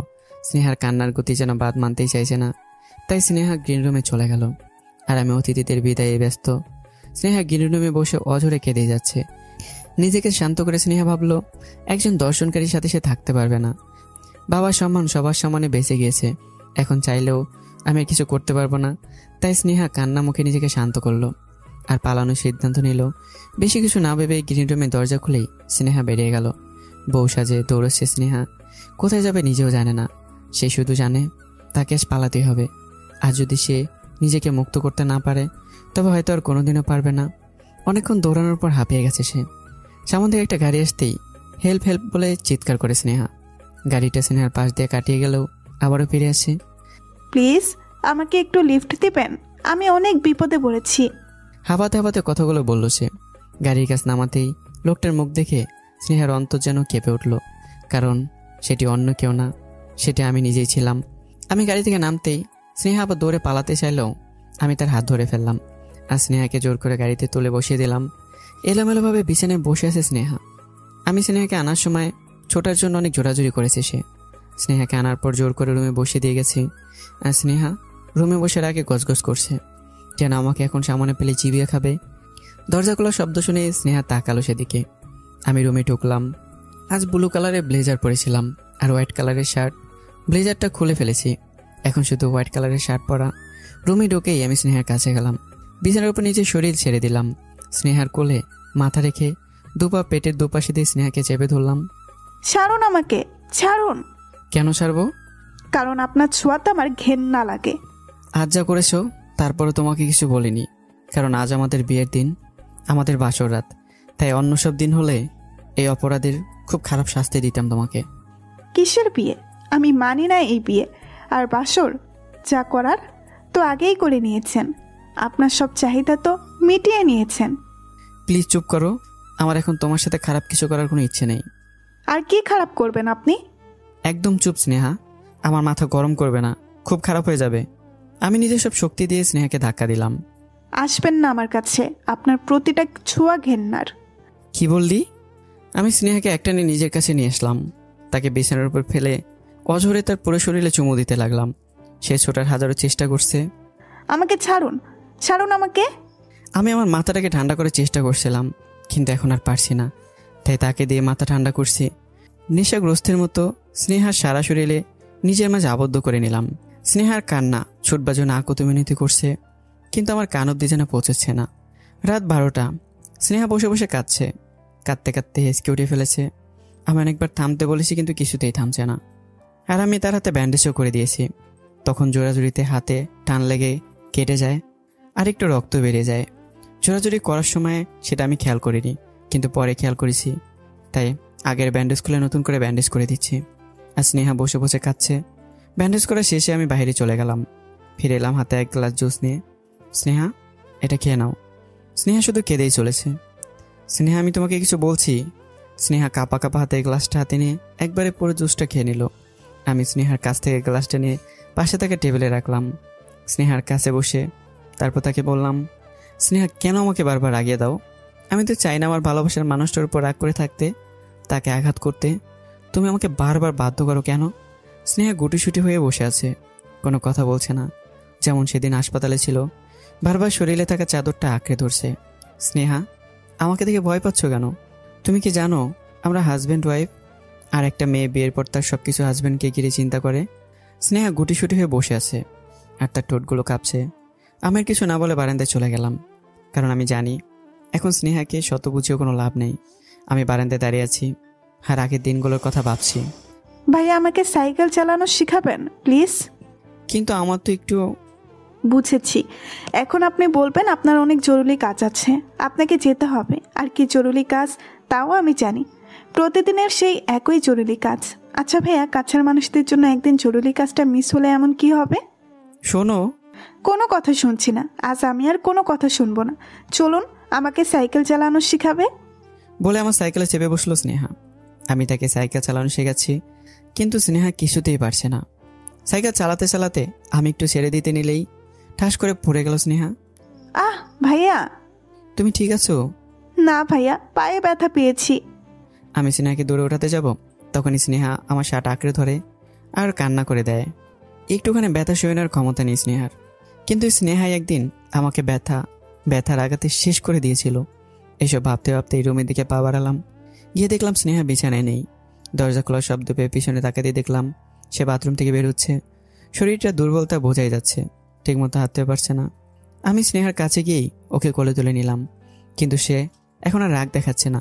আমি তাকে বিছানায় শুয়ে দিয়ে চাদর টেনে দিলাম। সকালবেলা ঘুম ভাঙলো পাখির কিচিরমিচিরে। স্নেহা চোখ মিলতে নিজেকে আমার বুকে আবিষ্কার করলো। সে নিজে থেকে আসেনি, তা সে নিজেও জানে। তার মানে আমি তাকে নিজের কাছে এনেছি। আমার দিকে কিছুক্ষণ তাকিয়ে থেকে ভাবলো, এই কে সে আগের রুদ্র, যে তাকে কাঁদতে দেখলে তার বুকটা ফেটে যেত? মিষ্টি ভাষা সেই ছেলেটা, যার মুখে সবসময় মিষ্টি হাসি লেগে থাকতো, আজ তাকে কত চেনা লাগছে। আমার দিকে গভীরভাবে কিছুক্ষণ তাকিয়ে থাকার পর নিজেকে সামলে নিল। তারপর বিছানা ছেড়ে উঠে ওয়াশরুমে চলে গেল। আজ বেশ তাড়াতাড়ি উঠে পড়েছে স্নেহা। অনেকদিন পর সকালে এত তাড়াতাড়ি উঠল সে। বেলকনিতে দাঁড়িয়ে চোখ বুজে ভাবছে তার সাথে কি হয়ে গেল। তার সাথে ঘটে যাওয়া ঘটনাগুলো ভাবলো। হয়তো গল্পটা অন্যরকম হতে পারত, কিন্তু সবকিছুই কেমন যেন অগোছালো হয়ে গেল। পুরনো অনেক কথা ভাবছে, আর চোখ দিয়ে বিন্দু বিন্দু পানি গড়িয়ে পড়ছে। হঠাৎ কোমরে কারো হাতের ছোঁয়া পেল সে। এত সকাল উঠেছে যে? জানেন, বিয়ের আগের দিন মামুনি আমাকে কি বলেছে? কি বলেছে? বিয়ের পরে মেয়েদের একটা বাড়িই থাকে, সেটা হচ্ছে স্বামীর বাড়ি, আর তখন মেয়েরা বাবার বাড়ির অতিথি হয়ে যায়। ঠিকই বলেছে। কিন্তু বলতে পারবেন আমি কোন বাড়িতে আছি? স্নেহার প্রশ্নে আমি একটু চমকে গেলাম। মানে তুমি তোমার স্বামীর বাড়ি আছো, যার সাথে তোমার বিয়ে হয়েছে? না, আমি সেই লোকটার বাড়ি আছি যে আমাকে ঠকিয়েছে। আমি সেই লোকটার বাড়ি আছি যে আমাকে ধর্ষণ করেছে। আমি সেই মানুষটার বাড়ি আছি যে আমার প্রতিটা নিঃশ্বাসকে কষ্টে পূর্ণ করে দিয়েছে। স্নেহার কথাগুলো আমার বুকে বাজছে, তবে এতটুকু শান্তি পাচ্ছি যে স্নেহা আমার বুকে আছে। আমি স্নেহাকে আমার দিকে ফেরালাম। স্নেহার কাঁপা কাঁপা ঠোঁটে আঙ্গুল দিয়ে ছুঁয়ে দিতে লাগলাম আর বললাম, আজ তোমার এমন মনে হচ্ছে? কই, 2 বছর আগে তুই খারাপ মানুষটার জন্যই কত রাত অপেক্ষা করে পার করতে, কত শত প্রেমের কবিতা লিখতে, তখন এই খারাপ মানুষটাকে নিয়ে হাজারো স্বপ্ন বুনতে। তবে আজ কেন পারছো না? কারণ সেই মানুষটা 2 বছর আগেও আমাকে ধোঁকা দিয়েছে, আর এখনও দিচ্ছে, বাকিটা জীবনও দিবে। স্নেহা চোখে পানি টলমল করছে। আর কত স্নেহা আমাকে এভাবে ভুল বুঝে কষ্ট দিবে? জীবনে অনেক কিছু হারিয়ে ফেলেছি। তুমি কি মনে করো সেদিন দোষটা শুধু আমার ছিল? হ্যাঁ, আমার দোষ ছিল। আমি অন্য কারো কথার ফাঁদে পড়েছিলাম। কিন্তু তারপর তুমি, তোমার বাবা আমার সাথে আর আমার পরিবারের সাথে যা করেছো, তারপরে বলছো তোমার সাথে আমি যা করেছি তা অপরাধ। মনে রেখো, আমার তোমাকে পাওয়া হয়ে গেছে। এখন আমার একটাই টার্গেট, তোমার বাবা আশরাফ খানের সবকিছু মাটিতে মিশিয়ে দেওয়া। আপনি আমাকে পেয়েছেন? না, আপনি আমাকে পাননি। আপনি পেয়েছেন আমার শরীরটা। টাকা হলে এমন হাজারো শরীর পাওয়া যায়। একদম চুপ। স্নেহার গাল শক্ত করে চেপে ধরলাম। কোনো কথা বলবি না। তোর শরীর পেয়েছি, তোকে পাবো। তোর সব কিছু আমার। তোকে ভালোবাসি তাই বলে ভাবিস না আমি আগের সব কথা বলে গেছি। আমার সবই মনে আছে। আমারও সব মনে আছে, আমিও কিছু ভুলিনি, আর কখনো ভুলবও না। আর আমাকে ছাড়ুন, আমি আপনার কত পাথর না। আমার খিদে পেয়েছে। কাল আমার উপরে জানোয়ারের মতো অত্যাচার করেছেন। আমি খেয়েছি কিনা বা আমার শরীরের কি অবস্থা তা জানার ইচ্ছাও জাগেনি আপনার মনে। আপনি ব্যস্ত ছিলেন নিজের খিদা মেটাতে। স্নেহার কথা আমি তাকে হালকা করে দিলাম। সত্যি তো, আমি কাল অন্য একটা মানুষ হয়ে গিয়েছিলাম। স্নেহা খেয়েছি কিনা বা ও শরীরের কী অবস্থা একবার তো জানতে চাইনি। আমার থেকে সারা পেতে স্নেহা চলে গেল রুম থেকে। সিঁড়ি বেয়ে নিচে নামতেই স্নেহার দেখা বউয়ার সাথে। বয়স হয়তো 40 হবে। মা, আপনি রুদ্র বাবার বউ? আনমনে কিছুক্ষণ তাকিয়ে স্নেহা জিজ্ঞাসা করলো, আপনি জানলেন কিভাবে? আমি জানুম না, আমারে তো এই 2 দিন আগেই আনছে আপনার দেখাশোনা করার জন্য। ও খালা, আমার খিদে পেয়েছে। আপনার সাথে পরিচিত আস্তে আস্তে হব। আমাকে একে কিছু খেতে দিন। আচ্ছা মা, আপনি একটু বসেন, আমি এক্ষুনি খাবার দিতেছি। খালা, মা যখন ডেকেছেন আমাকে তুমি বলে ডাকবেন। আপনি আমার অনেক বড়। স্নেহার কথা শুনে যেন খালার মুখে খুশির ঝলক। স্নেহা বসে আছে খাবার টেবিলে। হুট করে পাশে এসে বসলাম। খালা খাবারগুলো এক এক করে আনছে। প্লেট উল্টাতে উল্টাতে বললাম, খেয়ে রেডি হয়ে না, বের হবো। কোথায়? যা বলেছি তাই করো। স্নেহার কথা বাড়ালো না। সে জানে তার কথার কোনো মূল্য দিব না, তাই চুপচাপ রেডি হয়ে নিল। স্নেহা রেডি হয়ে নিচে নামতেই, এটা কি পড়েছো তুমি? নিজের দিকে একবার তাকিয়ে সে উত্তর দিল, 3 পিস পরেছি। হ্যাঁ, তা আমিও দেখতে পারছি, কিন্তু 3 পিস কেন? নতুন বউ, শাড়ি পরে যাও। শাড়ি পরে আসো। না, আমি পারবো না শাড়ি পরতে। তুমি যাবে নাকি? আমার রাগ স্নেহার জানাই আছে, তাই সে আর কথা বাড়ালো না। চুপচাপ ভেতরে গিয়ে একটা লাল শাড়ি বের করলো। স্নেহা বের হতেই আমি যেন হাঁ হয়ে আছি। স্নেহা একটা লাল টকটকে শাড়ি পরেছে। স্নেহা লাল শাড়ি পরে বের হয়েছে। চুলগুলো খোলা, কিন্তু খোলা চুলগুলোকে স্নেহা এলোমেলো বাঁধার চেষ্টা করছে। আমি স্নেহার দিকে তাকিয়ে আছি। চুলগুলো খোলাই তো ভালো লাগছে, বাচ্চো কেন? আমার কথায় স্নেহা আমার দিকে তাকালো। একবার আমার দিকে তাকে আবারও চুল বাঁধতে ব্যস্ত হয়ে নিল। স্নেহার এমন হেয়ালিপনা দেখে আমার মেজাজটা গরম হয়ে গেল। আমার কথা শুনছো না, নাকি শুনেও না শোনার ভান করছো? আমি বলছি না চুল বাঁধবা না। তারপর স্নেহার হাত থেকে রাবার বেল্টটা নিয়ে ফেলে দিলাম। স্নেহার কেন যেন আমার সাথে কথা বলাতে ইচ্ছে করছে না, তাই চুপ করে রইল। এখন থেকে আমি যেভাবে চাইবো সেভাবেই থাকতে হবে তোমাকে, তুমি চাও আর না চাও বলে আমি স্নেহার হাত ধরে গাড়ির কাছে নিয়ে এলাম। স্নেহাকে গাড়িতে বসে নিজে উঠে বসলাম। স্নেহার সব কিছু কেমন যেন লাগছে, মনে হচ্ছে এই জীবনের কোনো মানে নেই। সে কারো হাতের পুতুল হয়ে গেছে, সেই পুতুলটাকে যেভাবে নাচাচ্ছে পুতুলে সেভাবেই নাচছে। অনেকক্ষণ পর আমি স্নেহা একটা বাড়িতে এসে পৌঁছালাম। বাড়িটা বেশ বড়, আশেপাশে ফুল গাছ আর সাইডে একটা দোলনা, যেমন বাড়ি স্নেহা চাইতো। কলিং বেল বাজতে একটা মেয়ে এসে দরজা খুললো। ভাইয়া, তুমি ভাবিকে নিয়ে এসেছো? তিথিরকে দেখে স্নেহা অবাক। তিথির এখানে স্নেহা জানা ছিল না। অনেক খুঁজেছে স্নেহা, কিন্তু ওদেরকে এত বছর এভাবে দেখবি সে ভাবেনি। এসেছি। আমার মা মনোয়ারা বেগম ভেতর থেকে আওয়াজ দিয়ে বলল, কি আসলো রে তিথি? মা, ভাইয়া এসেছে ভাবিকে নিয়ে। ওদের বাহিরে দাঁড়াতে বল, আমি আসছি। আচ্ছা মা, শুনলে মা দাঁড়াতে বলছে। হাতে একটা মিষ্টির আর পানির ট্রে নিয়ে হাজির হলো মা। স্নেহা কিছু বুঝতে পারছে না কি হচ্ছে। তার ছেলে আমাকে এভাবে বিয়ে করেছে, কিন্তু তারপরেও রুদ্রের মা বোনকে এমন স্বাভাবিক লাগছে। এটা যেন স্নেহা মানতেই পারছে না। আমার মা দরজার সামনে সে হাতে থাকা ট্রে থেকে স্নেহাকে মিষ্টি খাই দিল আর পানি। তারপর স্নেহাকে একটা চেন পরিয়ে দিল গলায়। বাহ, কি মিষ্টি মেয়ে!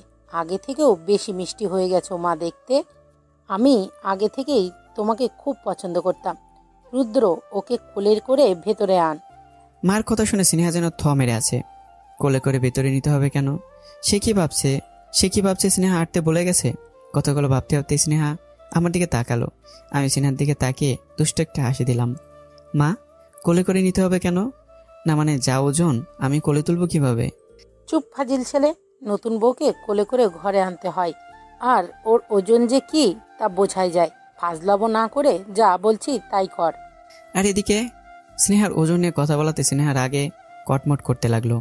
আমি স্নেহার দিকে তাকালাম, স্নেহাকে কোলে তুলে নিলাম, কিন্তু স্নেহা আমাকে ধরছে না দেখে আমি একবার কোল থেকে ফেলে দেওয়ার ভান করতেই স্নেহা ভয়ে আমার গলা জড়িয়ে ধরলো। আমি স্নেহাকে নিয়ে সোজা রুমে চলে গেলাম, বিছানায় তাকে বসে দিলাম। যা ওজন তোমার, যাই মাকে বলি গ্লুকোজ বানিয়ে দিতে বলে রুমে চলে গেলাম। তিথির এসে স্নেহার পাশে বসলো। ভাবি, আমি তোমাদের বিয়ের কাহিনী শুনেছি। উফ, কত রোমান্টিক ছিল। ভাইয়া এত রোমান্টিক হতে পারে আমি ভাবতেও পারিনি। তিথির কথা শুনে স্নেহার মাথায় বাজ পড়লো। কি বলছে মেয়েটা? এত বিশ্রী একটা ঘটনা মেয়েটার কাছে রোমান্টিক মনে হচ্ছে? ভাবতেও পারছে না স্নেহা। ভালোই হয়েছে, তোমার বাবা সেই মাতাল ছেলেটার ব্যাপারে সব জানতে পেরেছিল। আর নয়তো তোমার মতো একটা কিউট মেয়ের সাথে একটা মাতাল লোকের বিয়ে হয়ে যেত। স্নেহা আবার বুঝতে পারলো যে আসলে আমার পরিবার আসল ঘটনা জানে না। আমি তাদের বানিয়ে বানিয়ে গল্প বলেছি। হাতে জুস নিয়ে আমি রুমে ঢুকলাম। কিরে, ও আসতেই গল্প জুড়ে দিয়েছিস? না রে ভাইয়া, তোদের বিয়ের স্টোরি শুনছিলাম। মানে? হ্যাঁ তো, ভাবির কাছে বিয়ের গল্প শোনার জন্য এসেছিলাম, আর ভাবি কিছু বলার আগে তুমি চলে এলে। আমি শান্ত হলাম এই ভেবে যে স্নেহা কিছু বলার আগে আমি এসে পড়েছি। যা, তোকে মা ডাকছে। আচ্ছা যাচ্ছি। ভাবি, তুমি রেস্ট করো, আমি মায়ের কথা শুনে আসি। বলে তিথির ভিতরে চলে গেল। এমন একটা কাজই আপনি করেছেন যে নিজের পরিবারের কাছে সত্যটা লুকাতে হচ্ছে। মিথ্যা গল্প বলেছেন তাদের। আমার দিক দিয়ে আমি কোনো ভুল করিনি। হ্যাঁ, আপনি তো কোনো ভুল করেননি, কিন্তু এখন আমি আপনার মায়ের কাছে যেয়ে আপনার ভালো কাজগুলোর কথা বলবো আর জানতে চাইবো এই কাজের জন্য সে তার ছেলেকে কি উপহার দিবে। বলেই স্নেহা বিছানা থেকে উঠলো আর বাইরে যাওয়ার জন্য পা বাড়ালো। দাঁড়াও, যাওয়ার আগে এটা জেনে রাখো, আজ আমার মা যদি সবটা জানে তবে তুমি আর কখনো তোমার মা বাবার মুখ দেখতে পারবে না। স্নেহা আমার এই কথা শুনে থমকে যায়। এমন কোনো কথা সে আমার মুখ থেকে আশাই করেনি। আপনি এতটা খারাপ? হ্যাঁ, অনেক। এতদিনও বোঝুনি? সত্যি আমার বোঝা উচিত ছিল যে ধর্ষণ করতে পারে সে খুনও করতে পারে। তা তুমি যা ইচ্ছে বলো, কিন্তু আমার মা বোন যদি খুনাক্ষরে কিছু টের পায় আমি কাউকেই ছাড়বো না। আর তুমি ভেবো না ভালোবাসি বলে আমি তোমাকে স্বাধীন করে দেব। নেভার। তুমি এই বাড়ির বউ, আমার মায়ের সেবা করবে, সুন্দর করে গুছিয়ে সংসার করবে, আমার বোনকে নিজের বোন মনে করবে, আর একটা ভালো ওয়াইফ হবে। কখনোই না। এসব কিছুই আমি পারবো না। আমার থেকে এসব আশা করা ছেড়ে দিন। আমি না পারবো এই বাড়ির বউ হতে, না পারবো আপনার ওয়াইফ হতে। আপনি আমাকে জোর করে বিয়ে করেছেন, আমি মানি না এই বিয়ে। আমি রেগে গিয়ে তার মুখটা চেপে ধরলাম। চুপ, একদম চুপ। এটা তোর বাপের বাড়ি না যে যা ইচ্ছা তাই করবি। এটা আমার বাড়ি, আমি যা বলবো তাই হবে। আর বেশি বাড়াবাড়ি করলে। আমার হাত ধাক্কা দিয়ে সরিয়ে নেহা বলল, কি কি করবেন? মেরে ফেলবেন? মেরেই ফেলুন, বাঁচতে চাই না আমি। কাঁদতে কাঁদতে বললো কথাগুলো। স্নেহার কপালের সাথে কপাল ঠেকে বললাম, তুই যে আমার পরাণ পাখি, তোকে মারলে তো নিজেই বাঁচতে পারবো না। তুমি চাও আর না চাও, আমার বাড়িতে আমার বউ হয়ে থাকতে হবে তোমাকে। মা, তিথির কেউ যেন কিছু না জানে। কথাগুলো বলেই আমি স্নেহাকে ছেড়ে রুম থেকে বেরিয়ে এলাম। স্নেহা ফ্লোরে বসে কাঁদছে। সে তো একটা সুন্দর সংসার চেয়েছিল, সে একটা ভালোবাসার মানুষ চেয়েছিল, কিন্তু তার সাথে কেন মনে হচ্ছে? সেই প্রশ্নগুলো তার মনে ঘুরছে, এই উত্তরটা কেউ জানে না। কাঁদতে কাঁদতে আমার বলা কথাগুলো তার মনে পড়ল। আমি বলেছি, আমার মা বাবা এই কথাগুলো কেউ জানতে পারলে তার মা আর বাবাকে কখনো সে দেখতে পারবে না। তাই স্নেহা ঠিক করলো, নিজের মা বাবাকে বাঁচাতে হলে ভালো থাকার অভিনয় করতে হবে। ফ্লোর থেকে চোখ মুছতে মুছতে উঠলো, বাথরুমে গিয়ে নিজেকে ফ্রেশ করে নিল। যতটুকু সম্ভব নিজেকে স্বাভাবিক করলো স্নেহা। ভাবি, ও ভাবি। ফ্রেশ হয়ে বাথরুম থেকে বেরোতে স্নেহা দেখলো তিথির রুমে তাকে ডাকছে। ও ভাবি, তুমি বেরিয়েছো? মা তোমাকে ডাকছে খাওয়ার জন্য। আমি ফ্রেশ হতে গিয়েছিলাম, চলো। স্নেহা খাবার টেবিলে যেতেই দেখলো টেবিল ছিল সব তার পছন্দের খাবার। ভাবি, জানো আজ মা সব তোমার পছন্দের খাবার বানিয়েছে। আয় মা, খেতে বস। আন্টি, আপনি এত কিছু কেন করতে গেলেন? কি বললি তুই আমাকে? আমি তোকে সেই কখন থেকে মেয়ের মতো তুই তাকারি করছি, আর তুই আমাকে আন্টি বললি? তাইলে কি বলবো? আমি তো আপনাকে সবসময় আন্টি বলি। দেখ মা, সব সময়ের কথা আজ থেকে বাদ দে। তুই আমার মেয়ে, আর মেয়ে কি মাকে আন্টি বলে নাকি? তুইও আমাকে মাই বলবি। আচ্ছা মা, তুমি এত কিছু কেন করেছো? আমি আজ আর একটা মেয়ে পেয়েছি তো, তাই আমার মেয়েটার জন্যই করেছি। কিন্তু আমার ছেলেটা যে কই গেল? এই তিথি, তোর ভাই কই? মা, ভাইয়া ছাদে। যা ডেকে আন, দুজনে আজ আমার সামনে একসাথেই খাবে। এদিকে আমি ছাদে দাঁড়িয়েছিলাম। ভাইয়া, মা ডাকছে। কেন? খেতে বলেছে, আর তোমাকে আর ভাবিকে একসাথে বসে খাওয়াবে। আমার ইচ্ছে করছে না, মাকে বল খাবো না। মা যখন বলেছে তোমাকে যেতেই হবে। তিথির জোড়াজুড়িতে আমি নিচে নামলাম। আমাকে আর স্নেহাকে পাশাপাশি বসিয়ে দিল তিথির। স্নেহার হাতে ব্যথা, খেতে অনেক কষ্ট হচ্ছে, তাও খাচ্ছে আস্তে আস্তে। কি রে মা, তোর হাতে কি হয়েছে? আমি মায়ের এমন প্রশ্ন শুনে থ হয়ে আছি। স্নেহা কি বলবে বুঝতে পারছে না। সত্যিটা তো বলা যাবে না।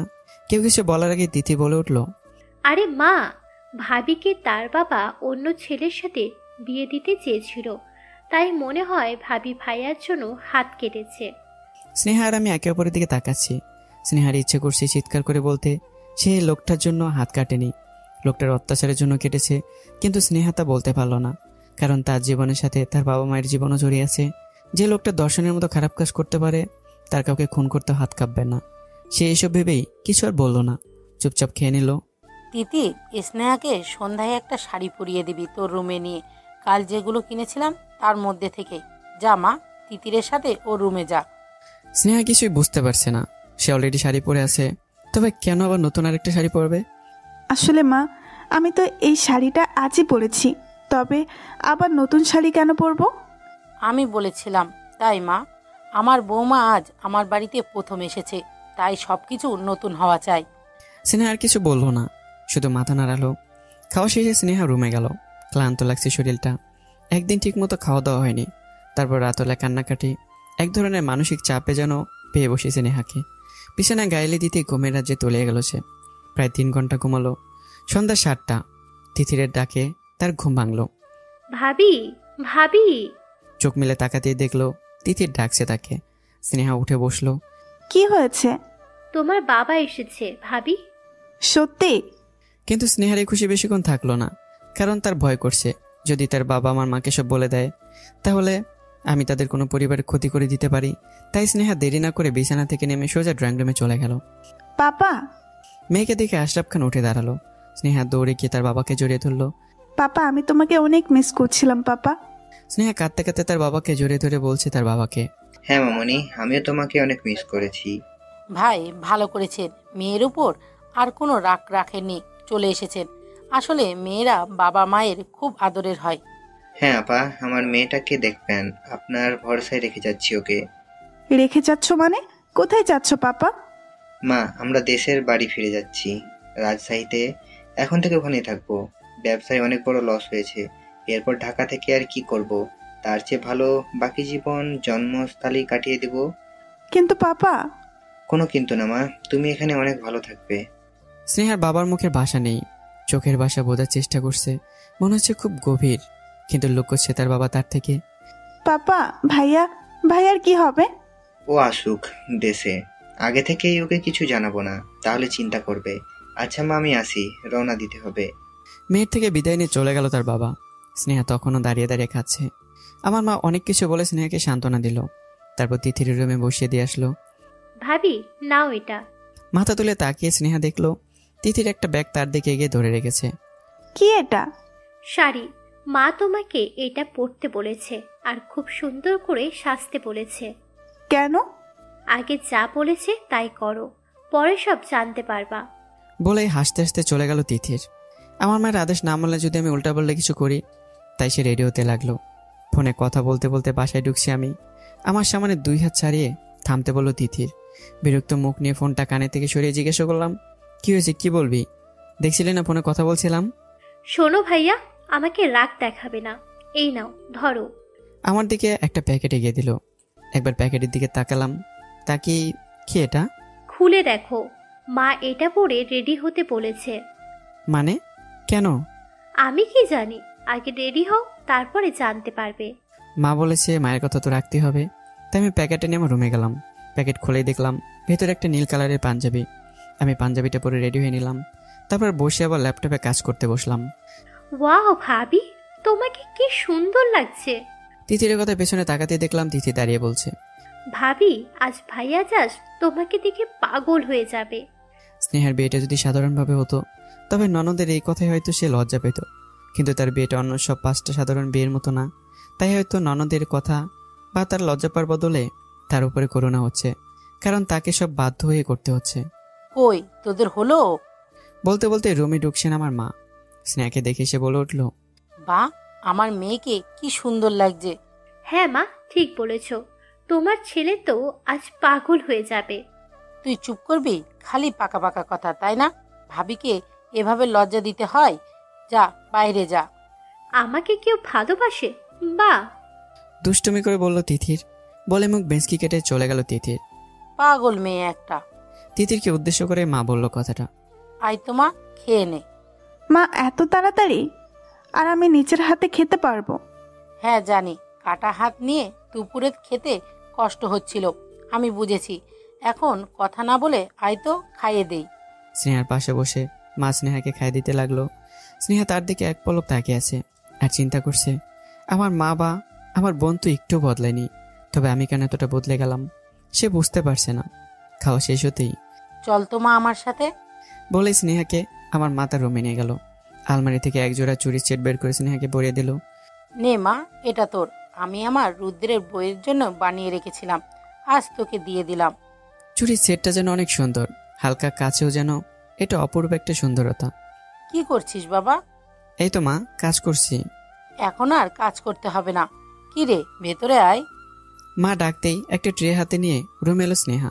মাথা নিচু করে আছে। মা স্নেহার হাত থেকে ট্রে টেবিলে রাখলো, তারপর স্নেহাকে আমার পাশে বসিয়ে দিল। তিথিরও হাজির, ফোনে ছবি তোলার জন্য। বা আমার ছেলে মেয়ে দুটোকে কি ভালো লাগছে। মা স্নেহার আর আমার হাত ধরে বলতে লাগলো, আল্লাহ তাআলা স্বামী স্ত্রীকে একে অপরে পরিপূরক করে পাঠিয়েছে। একসাথে চলতে গেলে এমন অনেক কিছুই হবে দুজনের মাঝে, কিন্তু কখনো রাগ করে আলাদা হয়ে যাবার কথাও ভুলেও মনে আনবে না। আমরা বাবা মা, আজ আছি কাল নেই, তাই তোমাদের সংসার তোমাদেরই বুঝে নিতে হবে। আমার মা আমার হাত আর স্নেহার হাত এক করে বলল, আমাকে কথা দাও তোমরা একে অপরে খেয়াল রাখবে, ভুল বুঝে কখনো আলাদা হয়ে যাওয়ার কথা ভাববেও না। উফ মা, অনেক বলেছ, এখন ছবি তুলতে দাও তো। পেছন থেকে বলে উঠলো তিথির কথাটা। হ্যাঁ রে, আমার হয়ে গেছে, নে তুই ছবি তোল। বলেই আমার মা সাইডে দাঁড়ালো। আমি আমার মাকে কাছে বসেও কয়েকটা ছবি তুললাম। অনেক হয়েছে, এবার ওদের ছাড়। দুজনে যাওয়ার জন্য পা বাড়িয়েছি, কিন্তু যাওয়ার আগেই আরেকবার স্নেহার হাত ধরে মা বলল, আমার পাগল ছেলেটাকে দেখিস মা। কথাটা বলেই তিতির কিনে চলে গেল। স্নেহা সেভাবে বসে আছে। আমি স্নেহার পাশ থেকে উঠে দরজা আটকে দিলাম। স্নেহা মাথা নিচু করে সবাই বসে আছে। মা যা যা বলে গেল তা করা স্নেহার পক্ষে কখনো সম্ভব না। যে মানুষটাতে জীবনটা নষ্ট করে দিয়েছে তারই দেখভাল করা, মন থেকে ভালোবাসা, এসব কখনো পারবে না স্নেহা। আমি স্নেহার পাশে স্নেহার সামনে হাঁটু গেড়ে বসলাম। স্নেহা, আমি জানি তোমার সাথে আমি অনেক অন্যায় করেছি, তবে এটা দেখে ভালো লাগছে যে তুমি আমার মাকে কিছু জানতে দাওনি, তাকে আগের মতোই সম্মান করো। স্নেহা মাথা নিচু করে বসে আছে। বেনারসিতে তোমাকে অনেক সুন্দর লাগছে, তবে আজকের পর থেকে বোরখা বাদে অন্য কিছু পরে বাইরে যাবে না, আর আমার সামনে ছাড়া অন্য কারোর সামনে শাড়ি বা অন্য কোনো ড্রেসও পরা যাবে না। স্নেহা পাথরের মতো বসে শুধু আমার কথাগুলো শুনেই যাচ্ছে। কি হলো, কথা বলছো না কেন? স্নেহার থুতনিটা উঠিয়ে ধরলাম। স্নেহা চোখে পানি টলমল করছে। আমার দিকে তাকিয়ে স্নেহা বলল, আমাকে এসব নাটক আর কতদিন করতে হবে? মানে? মানে এই ভালো থাকার নাটক, সুখে থাকার মিথ্যা নাটক। এসব কি বলছো স্নেহা? তোমার আমার বিয়ে হয়েছে, মরণ ছাড়াই বিবাহিত জীবনের কোনো শেষ নেই। এই জীবন শুধু মৃত্যু দিয়ে শেষ হবে। তবে আমাকে মেরে ফেলুন। চোখের পানি গাল বেয়ে বেয়ে পড়ছে কথাটা বলেই। আবারও পাগলামি করছো তাই না? পাগলামি আমি না, আপনি করছেন। আমি আপনার সাথে থাকতে চাই না, তবুও আমাকে থাকতে বাধ্য করছেন। ওকে, দেখাচ্ছি তোমার পাগলামির ফল। কথাটা বলে স্নেহাকে একটানে কোলে তুলে নিলাম। তারপর স্নেহাকে নিয়ে বিছানায় শুয়ে দিলাম। আমাকে ছাড়ুন, আমার ভালো লাগে না আপনাকে, আমার ভালো লাগে না আপনার ছোঁয়া। তাহলে কি ভালো লাগে? আপনার থেকে দূরে থাকতে ভালো লাগে।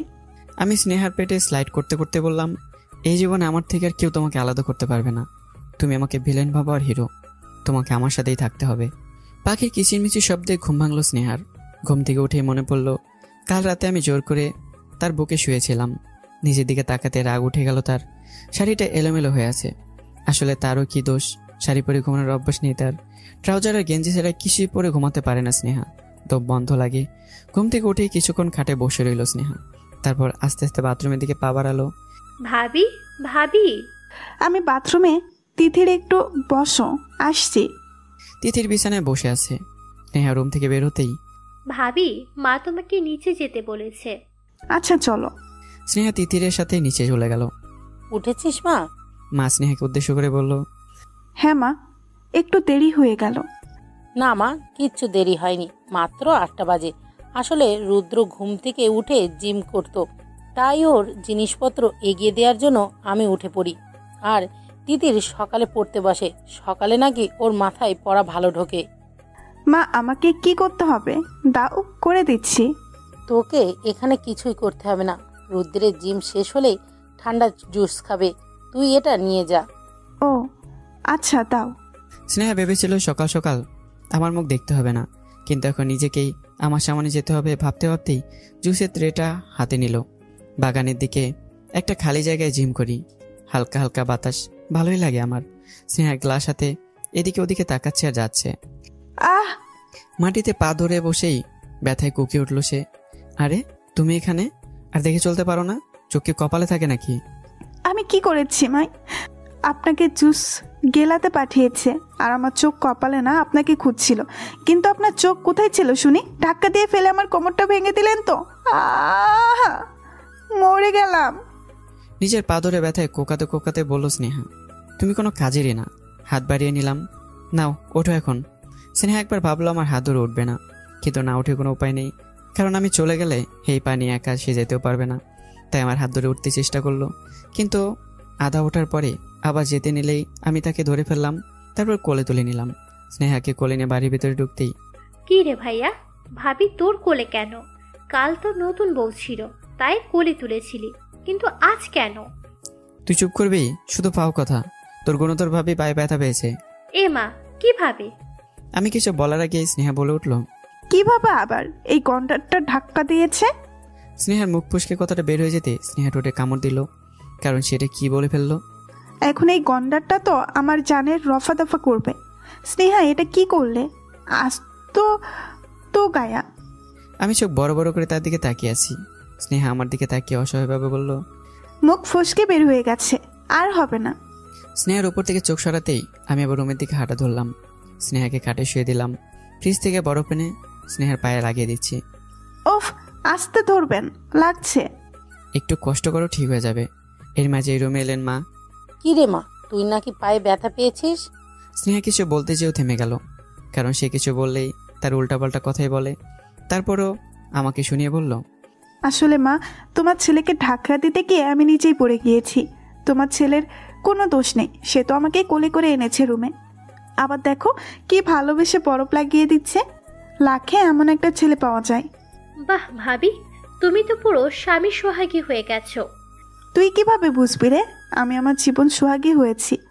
একটু আগে মুখ ফসকে মুখ থেকে যা বের হয়েছে সেই ভুলের উপরের প্রলেপ দিতেই এত সোহাগ দেখাচ্ছি। আমি চোখ গরম করে তাকিয়ে আছি। আচ্ছা বাবা, তুই ওকে বরফ লাগা, আমি তিতিরকে দিয়ে নাস্তা পাঠিয়ে দিচ্ছি। বলেই আমার মা তিতিরকে নিয়ে চলে গেল। মা আর তিতির চলে যেতেই, মা আর তিতিরের সামনে সব কি বলবাল বকো। আমি কি ভুলভাল বললাম? তখন তিতিরের সামনে আমাকে গন্ডার বলেছিলি, তাই আপনি চোখ গরম করে তাকাচ্ছিলেন। আর এখন মায়ের সামনে আপনার সুনাম করলাম, আপনার তো খুশি হবার কথা। আমাকে এত খুশি করার ইচ্ছে? স্নেহার অনেক কাছে গিয়ে বললাম কথাটা। স্নেহা একটু দূরে সরে যায়। আসলে আমি তা বলতে চাইনি। তবে কি বলতে চাই সুজান? আমি ক্রমশই স্নেহার অনেক কাছে যাই। স্নেহার ঠোঁটগুলো ভয়ে কাঁপছে। আমার ইচ্ছে করছে স্নেহার ওই কাঁপা কাঁপা ঠোঁটে নিজের ঠোঁট মিলিয়ে দিতে। আমি স্নেহার অনেক কাছে গিয়ে স্নেহাকে কিস করতে যাব, তখনই আমি কিন্তু কিছুই দেখিনি। পেছন থেকে তিতির বলে উঠলো। আমি দরপরে উঠলাম। উফ, তুই কি আসার সময় পেলি না? আমি কি করব ভাইয়া বলো? আমি কি জানতাম রাতের পর তোমরা সকাল সকালও শুরু করবে? তুই চুপ করবি? বড় ভাইয়ের সামনে এত পাকা পাকা কথা বলিস, লজ্জা লাগে না তোর? যা এখান থেকে। আচ্ছা যাও, তোমার রুমে আর আসবো না, ডাকলেও না। মুখ বাঁকিয়ে বলেই তিতির চলে গেল। তিতির চলে যাওয়ার পরে, এভাবে না বললেও পারতেন ওকে, আপনারই তো দোষ। তাই আমার দোষ? ওকে দেখাচ্ছি বলে আমি স্নেহার কাছে আসতে লাগলাম। আমি কাছে আসতেই দেখলাম স্নেহার ভয় যেন আরো বেড়ে যাচ্ছে, কারণ দরজা খোলা। তিতিরের বদলে যদি মা এসে পড়ে তাহলে লজ্জার শেষ থাকবে না স্নেহার। উপায় না পেয়ে স্নেহা চিৎকার করে উঠল। আহ! কি হয়েছে? কি হলো আবার? আসলে মনে হলো ব্যথাটা আবার বেড়ে গেল। আচ্ছা ঠিক আছে, আমি খাইয়ে দিচ্ছি, খেয়ে মেডিসিন নাও, সব ঠিক হয়ে যাবে। স্নেহা স্বস্তির নিঃশ্বাস ফেললো। আমি স্নেহাকে মেডিসিন খাইয়ে দিলাম। হঠাৎ আমার একটা ফোন আসতে আমি বেরিয়ে গেলাম। স্নেহা বসে আছে, বাবা মায়ের কথা অনেক মনে পড়ছে তার। বাবা মায়ের সাথে কথা বলতে পারলে হয়তো ভালো লাগতো। আচ্ছা, পাপা কি রাজশাহী চলে গেল? কিন্তু কেন গেল? বাবার তো আর একটা বিজনেস না, অনেকগুলো বিজনেস, তাহলে একটা বিজনেসে লোকসান হওয়াতে সে এমন একটা ডিসিশন নিল কেন? স্নেহা এসব বসে বসে ভাবছে। মাথাটা যেন গোলমাল পাকিয়ে গেছে তার। ভাইটার কথা খুব মনে পড়ছে স্নেহার। কতদিন ভাইটাকে দেখে না। বাবা মায়ের সাথে রাগ করে দেশে থেকে একসময় বিদায় নিয়েছিল, বুকে অনেক কষ্ট নিয়ে। তারপর একবার দেশে ফিরেনি। একটা খারাপ মেয়ের জন্য বাবা মায়ের সাথে এত রাগ করার কি আছে? বিষয়টা নিজেও বুঝতে পারছে না স্নেহা। হ্যাঁ আশিস বল। স্যার, সব খোঁজখবর নিয়েছি, আপনি যেমনভাবে চাইবেন তেমনভাবেই সব হবে। আচ্ছা ঠিক আছে আশিস, আমি তোকে ছোট ভাইয়ের মতো বিশ্বাস করি। তুই তো জানিস আফজাল খানকে আমি কত কষ্ট দিতে চাই, তাই স্নেহার সাথে আমাকে ইচ্ছে না থাকা সত্ত্বেও অনেক কিছু করতে হয়েছে। কিন্তু মনে রাখিস, আফজাল খান মাত্র মেয়ের দোষিত হওয়ার কষ্টটা পেয়েছে, এখনো জীবন অনেক কষ্ট পাওয়ার বাকি ওর। হ্যাঁ স্যার, আমি বুঝতে পারি। আপনি আমাদের জন্য যা করেছেন আমি আপনার জন্য নিজের প্রাণও দিতে পারবো। আমি জানি আশিস। স্নেহা বিছানায় বসে আছে। ঝড়ের বেগে আমি রুমে ঢুকলাম। স্নেহা, আমি একটু বেরোচ্ছি, মা তিথির আছে, কিছু লাগলে ওদের ডেকো। আচ্ছা, কোথায় যাচ্ছেন? একটু কাজ আছে, তাড়াতাড়ি চলে আসবো। দেরিতে আসলেই বা কি? কিছু বললে? না মানে বললাম সাবধানে যাবেন। আচ্ছা আসি। হাতে একটা ব্যাগ নিয়ে আমি বেরিয়ে এলাম। সারাদিন বিছানায় শুয়ে থাকতে ভালো লাগছে না স্নেহার। হঠাৎ স্নেহার চোখ গেল পাশে রাখা একটা ছোট পুতুলের ওপর। পুতুলের ওপরে লেখা মাই বেস্ট ব্রাদার। স্নেহা পুতুলটাকে হাতে নিয়ে দেখতে লাগলো। পুতুলটাকে দেখে স্নেহার মনে হলো হয়তো তিথির আমাকে পুতুলটা গিফট করেছে। আর আজ সকালে তিতিরকে আমি ধমক দিয়েছি, তাই তিতিরের কথা মাথায় আসতেই স্নেহা তিতিরকে ডাকলো। তিতির, তিতির। ভাবি ডাকছিলে? ডাকছিলাম। তোমার তো মন খারাপ, তাই না? কেন মন খারাপ হতে যাবে কেন? ওই যে সকালে ভাইয়া তোমাকে বোকা দিল। ভাইয়া সবসময় আমাকে বকা দেয় ভাবি, পচা ভাইয়া একটা। কিন্তু আমি বুঝতে পেরেছি তুমি তোমার ভাইয়াকে অনেক ভালোবাসো। কিভাবে বুঝলে? এই যে নিজের ভাইয়াকে বেস্ট ব্রাদার লেখা ট্রফিটা দিয়েছো। খুব ভালো না বাসলে কি কাউকে বেস্ট বলা যায় নাকি? ভাবি, তুমি এই পুতুলটা ধরেছিলে? হ্যাঁ, ধরেছিলাম। এটা তুমি কি করেছো? ভাইয়া যদি জানতে পারে তোমাকে অনেক বকা দেবে, এটা রেখে দাও। কেন, কি সমস্যা? আর তুমি এভাবে বলছো কেন? মনে হয় আমি ধরলে এটা নষ্ট হয়ে যাবে। শুধু তুমি না ভাবি, এটা যেই ধরুক না কেন ভাইয়া তাকে অনেক বকা দেয়। প্লিজ ভাবি, এটা রেখে দাও। মানে? মানে এটা আমি ভাইয়াকে দিইনি, কে দিয়েছে জানি না, তবে আমি একবার পরিষ্কার করার সময় এটা ধরেছিলাম। ভাইয়া আমাকে বকা দিয়ে কাঁদিয়ে ফেলেছিল। একটা পুতুলের জন্য এত বকা দেওয়ার কি আছে আজব? যাই হোক, রেখে দিলাম। পুরোটা দিন স্নেহা তিতিরের সাথে গল্প করতে করতেই সময় কাটলো। রাত 9টা, আমি বাসায় ফিরলাম। দুপুরে বারবার ফোন দিয়েছিলাম স্নেহার খোঁজ নেওয়ার জন্য, কিন্তু স্নেহা নাকি তিতিরের সাথে গল্পে ব্যস্ত। বিভিন্ন বাহানায় আমার সাথে কথা বলেনি স্নেহা। তিতির বিছানায় শুয়ে আছে, আমি এসে স্নেহার কপালে ঠোঁট ছুঁয়ে ফ্রেশ হতে চলে গেলাম। ফ্রেশ হয়ে বের হতে স্নেহার পাশে বসলাম। পা ব্যথা কেমন? ব্যথা আছে এখনো? ভালোই, অল্প ব্যথা আছে। আচ্ছা, দুপুরে গল্পে এত ব্যস্ত ছিল যে একবারও কথা বলার সুযোগ পাওনি? স্নেহা একবার আমার দিকে তাকিয়ে আবার আগের মতো বসে আছে। আমি স্নেহার পেটের উপরে এক হাত রেখে অন্য হাতে ঘাড়ের উপর দিয়ে বসে আছি, কিন্তু স্নেহার সেদিকে কোনো খেয়াল নেই। ব্যস্ত এই পুতুলের ঘটনার রহস্য খুঁজতে বসে বসে ভাবছে। ভাবতে ভাবতে স্নেহা আমাকে জিজ্ঞেস করে বসলো, আচ্ছা একটা কথা বলি। বলো। টেবিল ল্যাম্পের সামনে ওটা কে দিয়েছে? তিতির দেয়নি আমি জানি, আর ওটা কেউ ধরলে আপনি রেগে যান তাও জানি। আসলে ওটা দিয়েছিল ওটা কে? আমি স্নেহার ঘাট থেকে হাত নামিয়ে স্বাভাবিকভাবে বসলাম। আমাকে এই প্রশ্ন আর করবে না। ওটা যেই দিয়ে থাকুক না কেন সেটা তোমার জানার দরকার নেই। শুধু এতটুকু জেনে রাখো, তুমি আমার ওয়াইফ, মন দিয়ে সংসার করবে। আর অন্য সব ব্যাপারে তোমার মাথা ঘামানোটা আমি পছন্দ করব না। তাই বলে আমি জানতেও পারবো না? হ্যাঁ, জানতে পারবে, তবে আমি জানাবো কিনা সেটা আমার ব্যাপার। তাই বলছি, প্রশ্ন করবে না, আমার ব্যক্তিগত বিষয়ে নাক গলাবে না। স্নেহার আগে মুখ ফুলে একবার আমার দিকে তাকালো, আবার অন্যদিকে মুখ ফুরিয়ে বসে রইল। অনেক রাত হয়েছে, তোমার খেয়ে মেডিসিন খেতে হবে। আমি খাবো না, আর মেডিসিনও না। তুমি খাবে, তোমাকে খেতেই হবে। বলছি না খাবো না, আর আমার ব্যক্তিগত বিষয়ে আপনি কিছু বলবেন না। স্নেহার এতটুকু কথাই যেন আমার মাথায় আগুন ধরে গেল। কি বললে তুমি? যা বলেছি ঠিকই বলেছি। আপনি আপনার সব ব্যাপারে যেহেতু আমি ইন্টারফেয়ার করতে পারবো না, তবে আপনিও আমার কোনো ব্যাপারে ইন্টারফেয়ার করবেন না। আমি খাবো কি খাবো না সেটা আমার ব্যাপার। স্নেহা একটানে কথাগুলো বলে গেল, কিন্তু সে এতক্ষণ নিচের দিকে তাকিয়ে কথা বলছিল। যখনই মাথা তুলে আমার দিকে তাকালো, কি বললি তুই? তোর ব্যাপার? তোকে কতবার বলেছি তোর জীবনে এখন আর তোর বলতে কিছু নেই, সব আমার ব্যাপার হয়ে গেছে। শুধু তোর খাওয়া না, তোর জীবনে সব কিছু হবে আমার কথায়। আর কতবার এই কথাগুলো তোকে বলে তুই বুঝবি? কথাগুলো বলে পাশে টাকা পানির জগ জোরে আছাড় মারলাম। স্নেহা ততক্ষণে ভয়ে গুটিসুটি মেরে গেছে। এবার আমি স্নেহা চুলের মুঠি শক্ত করে ধরে বলতে লাগলাম, বল, আর কখনো বলবি তোর ব্যাপার? বলার বলবি, আর আমার কথার উপরে কথা বলবি?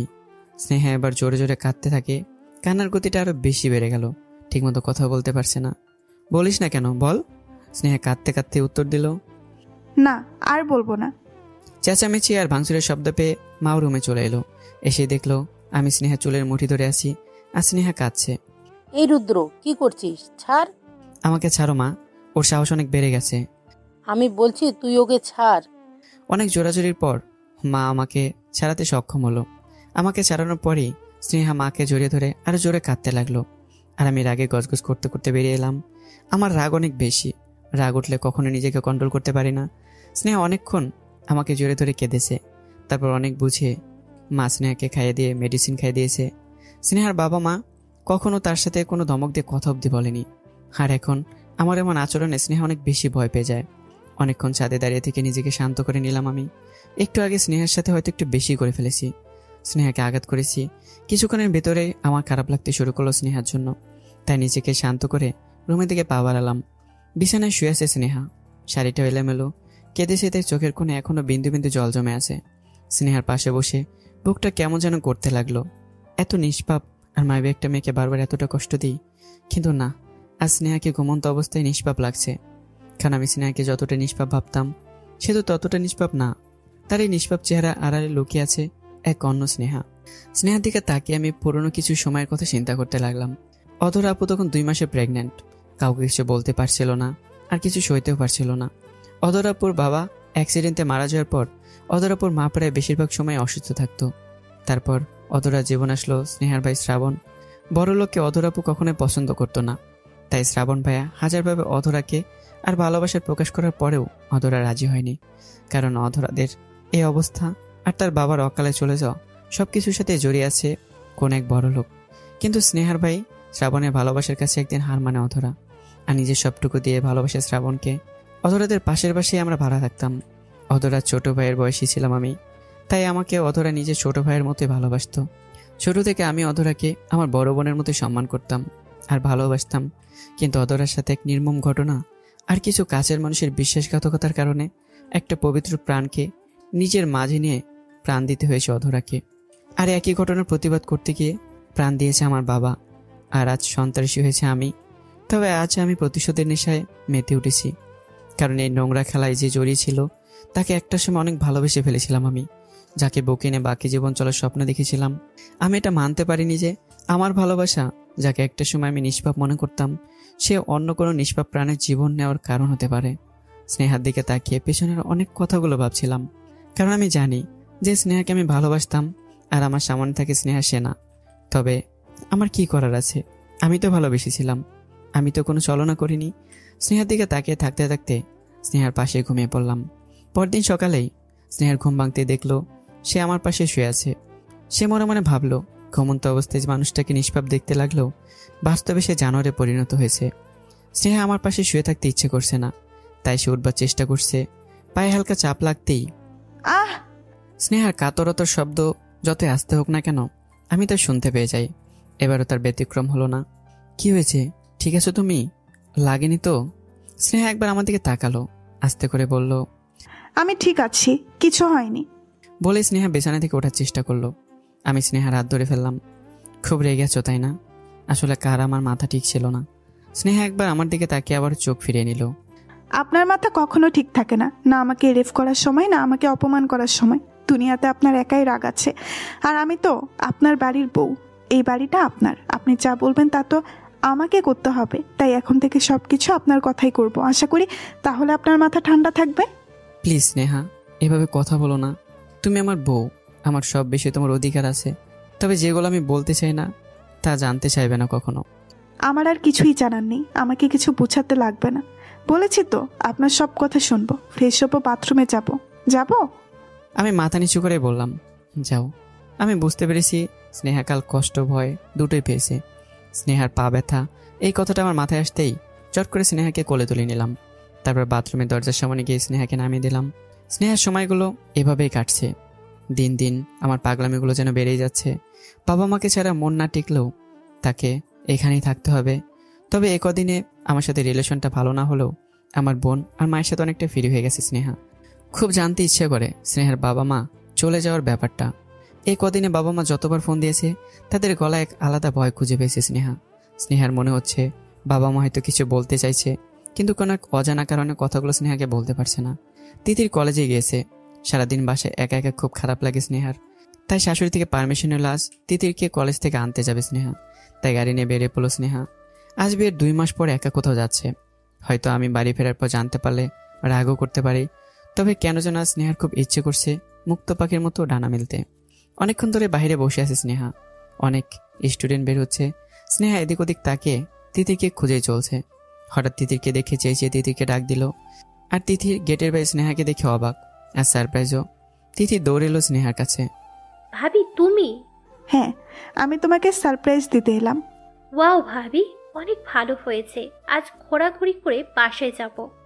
আচ্ছা পাগলি, এখন চলো, অনেক খিদে পেয়েছে। স্নেহা তিথির অনেক ঘোরাঘুরি করলো। রাত্রে আমি বাসায় ফিরলাম। ফ্রেশ হয়ে এসে চুল আঁচড়াচ্ছি, আর স্নেহা বিছানায় বসে আমার দিকে তাকিয়ে আছে। অন্য সব দিনে স্নেহা আমি রুমে আসতেই রুম থেকে বেরিয়ে গেল, কিন্তু আজ তেমন কিছু না করে উল্টো রুমে শুয়ে আছে। আর তার থেকে বড় কথা হলো আমার দিকে ড্যাব ড্যাব করে তাকিয়ে আছে। কি হয়েছে? এভাবে তাকিয়ে কি দেখো? আপনাকে। আমাকে আগে দেখোনি? দেখেছি, আজ আবারও দেখছি। কোনো সমস্যা? আমি চিরুনিটা রেখে স্নেহার খুব কাছে গেলাম। রোমান্টিক হাসি দিয়ে বলতে শুরু করলাম, আমার বউটা দেখে আজ অনেক রোমান্টিক মুডে আছে। তা কি হলো আজ? স্নেহা 2 হাত দিয়ে আমার গলা জড়িয়ে ধরলো। আমাকে ভালোবাসো? আমি তো রীতিমতো অবাক, নিজেকে বিশ্বাস করতে পারছি না নিজেই। তা উত্তর দিলাম, বাসি। আমার জন্য কি করতে পারবে? সব পারবো। তবে আজ আজে বাজে কাজ ছেড়ে দাও। স্নেহার কথা শুনে আমার মুখটা যেন অন্ধকার নেমে এলো। স্নেহার হাত গলা থেকে ছাড়িয়ে আমি বললাম, তাহলে এই ব্যাপার, আবারও চলো না আমার সাথে? এবার কি ছলনা করে মেরে ফেলবে নাকি? তাই তো বলি, আজ আমার মহারানী হলোটা কি? আমার মুখে এমন কথা শুনে স্নেহা থ হয়ে বসে আছে। এসব কি বলছেন আপনি? হ্যাঁ, ঠিক বলছি আমি। বাবা মেয়ে চলনা তো খুব ভালোই জানো। তুমি কি ভেবেছো সব ভুলে গেছি? কিছুই ভুলিনি আমি। তোমাদের শাস্তি পেতেই হবে বলে আমি রুম থেকে বের হয়ে এলাম। স্নেহা আমার চলে যাওয়ার দিকে তাকিয়ে আছে, বুঝতে পারছে না কি বলবে বা কি বলা উচিত তার। কিন্তু স্নেহা তো কোনো অন্যায় করেনি, তবে আমি কেন তাকে এত শাস্তি দিচ্ছি সে বুঝতে পারছে না। সে তো এখন চায় আমার সাথে আবারও নতুন করে সবকিছু শুরু করতে, কিন্তু আমি তার এই চাওয়াটাকে অভিনয়ের নাটক ভাবছি। স্নেহা কি করে বোঝাবে যে এখন তাদের সাথে আরও একটা জীবন জড়িয়ে যাচ্ছে? আমাদের জীবনের কোনো প্রভাব স্নেহা সেই জীবনটার উপর পড়তে দিতে চায় না। 3 বার টেস্ট করে ফেলেছে স্নেহা, 3 বারই রেজাল্ট পজিটিভ। স্নেহা মনে মনে খুশি, হয়তো এই খবরটা শুনে আমার মন কিছুটা গলবে। নিজের সন্তানের জন্য হলেও আমি হয়তো বা আগের মতো হয়ে যাব, শুরু করবো এক নতুন জীবন। তাই আর কিছু না ভেবে স্নেহা তিতিরকে নতুন অতিথি আসার কথা জানালো। তিতি তো অনেক খুশি, দৌড়ে মায়ের কাছে গিয়ে সুখবরটা দিতেই মাও খুব খুশি। নিজের গলার চেন খুলে স্নেহাকে পরিয়ে দিল। আর এই খুশিতে মা তার প্রতিবেশীদের সন্ধ্যায় চা নাস্তার জন্য আসতে বলল। আর সারাদিন কাজের চাপে স্নেহাকে একবারও ফোন করিনি আমি। কাল রাতের পর আর কথাও হয়নি স্নেহার সাথে। কাজ শেষ করে বাড়ি ফিরেই ড্রয়িং রুমে অনেকগুলো মানুষ বসা দেখেই আমি অবাক। বাসায় এত মানুষ আমি আশা করিনি। আমি কিছুক্ষণ দাঁড়িয়ে মনে করার চেষ্টা করলাম আজ কোনো বিশেষ দিন আছে কিনা। তবে আমার ভাবনায় তেমন কোনো বিশেষ দিনের কথাই আসলো না। তবে কেন আয়োজন ভাবতে ভাবতে রুমের দিকে গেলাম। স্নেহা আর তিথির পাশাপাশি বসে আছে, কি একটা নিয়ে যেন হাসাহাসি খুশি দুজনে। আমাকে দেখতেই তিথি বলে উঠল,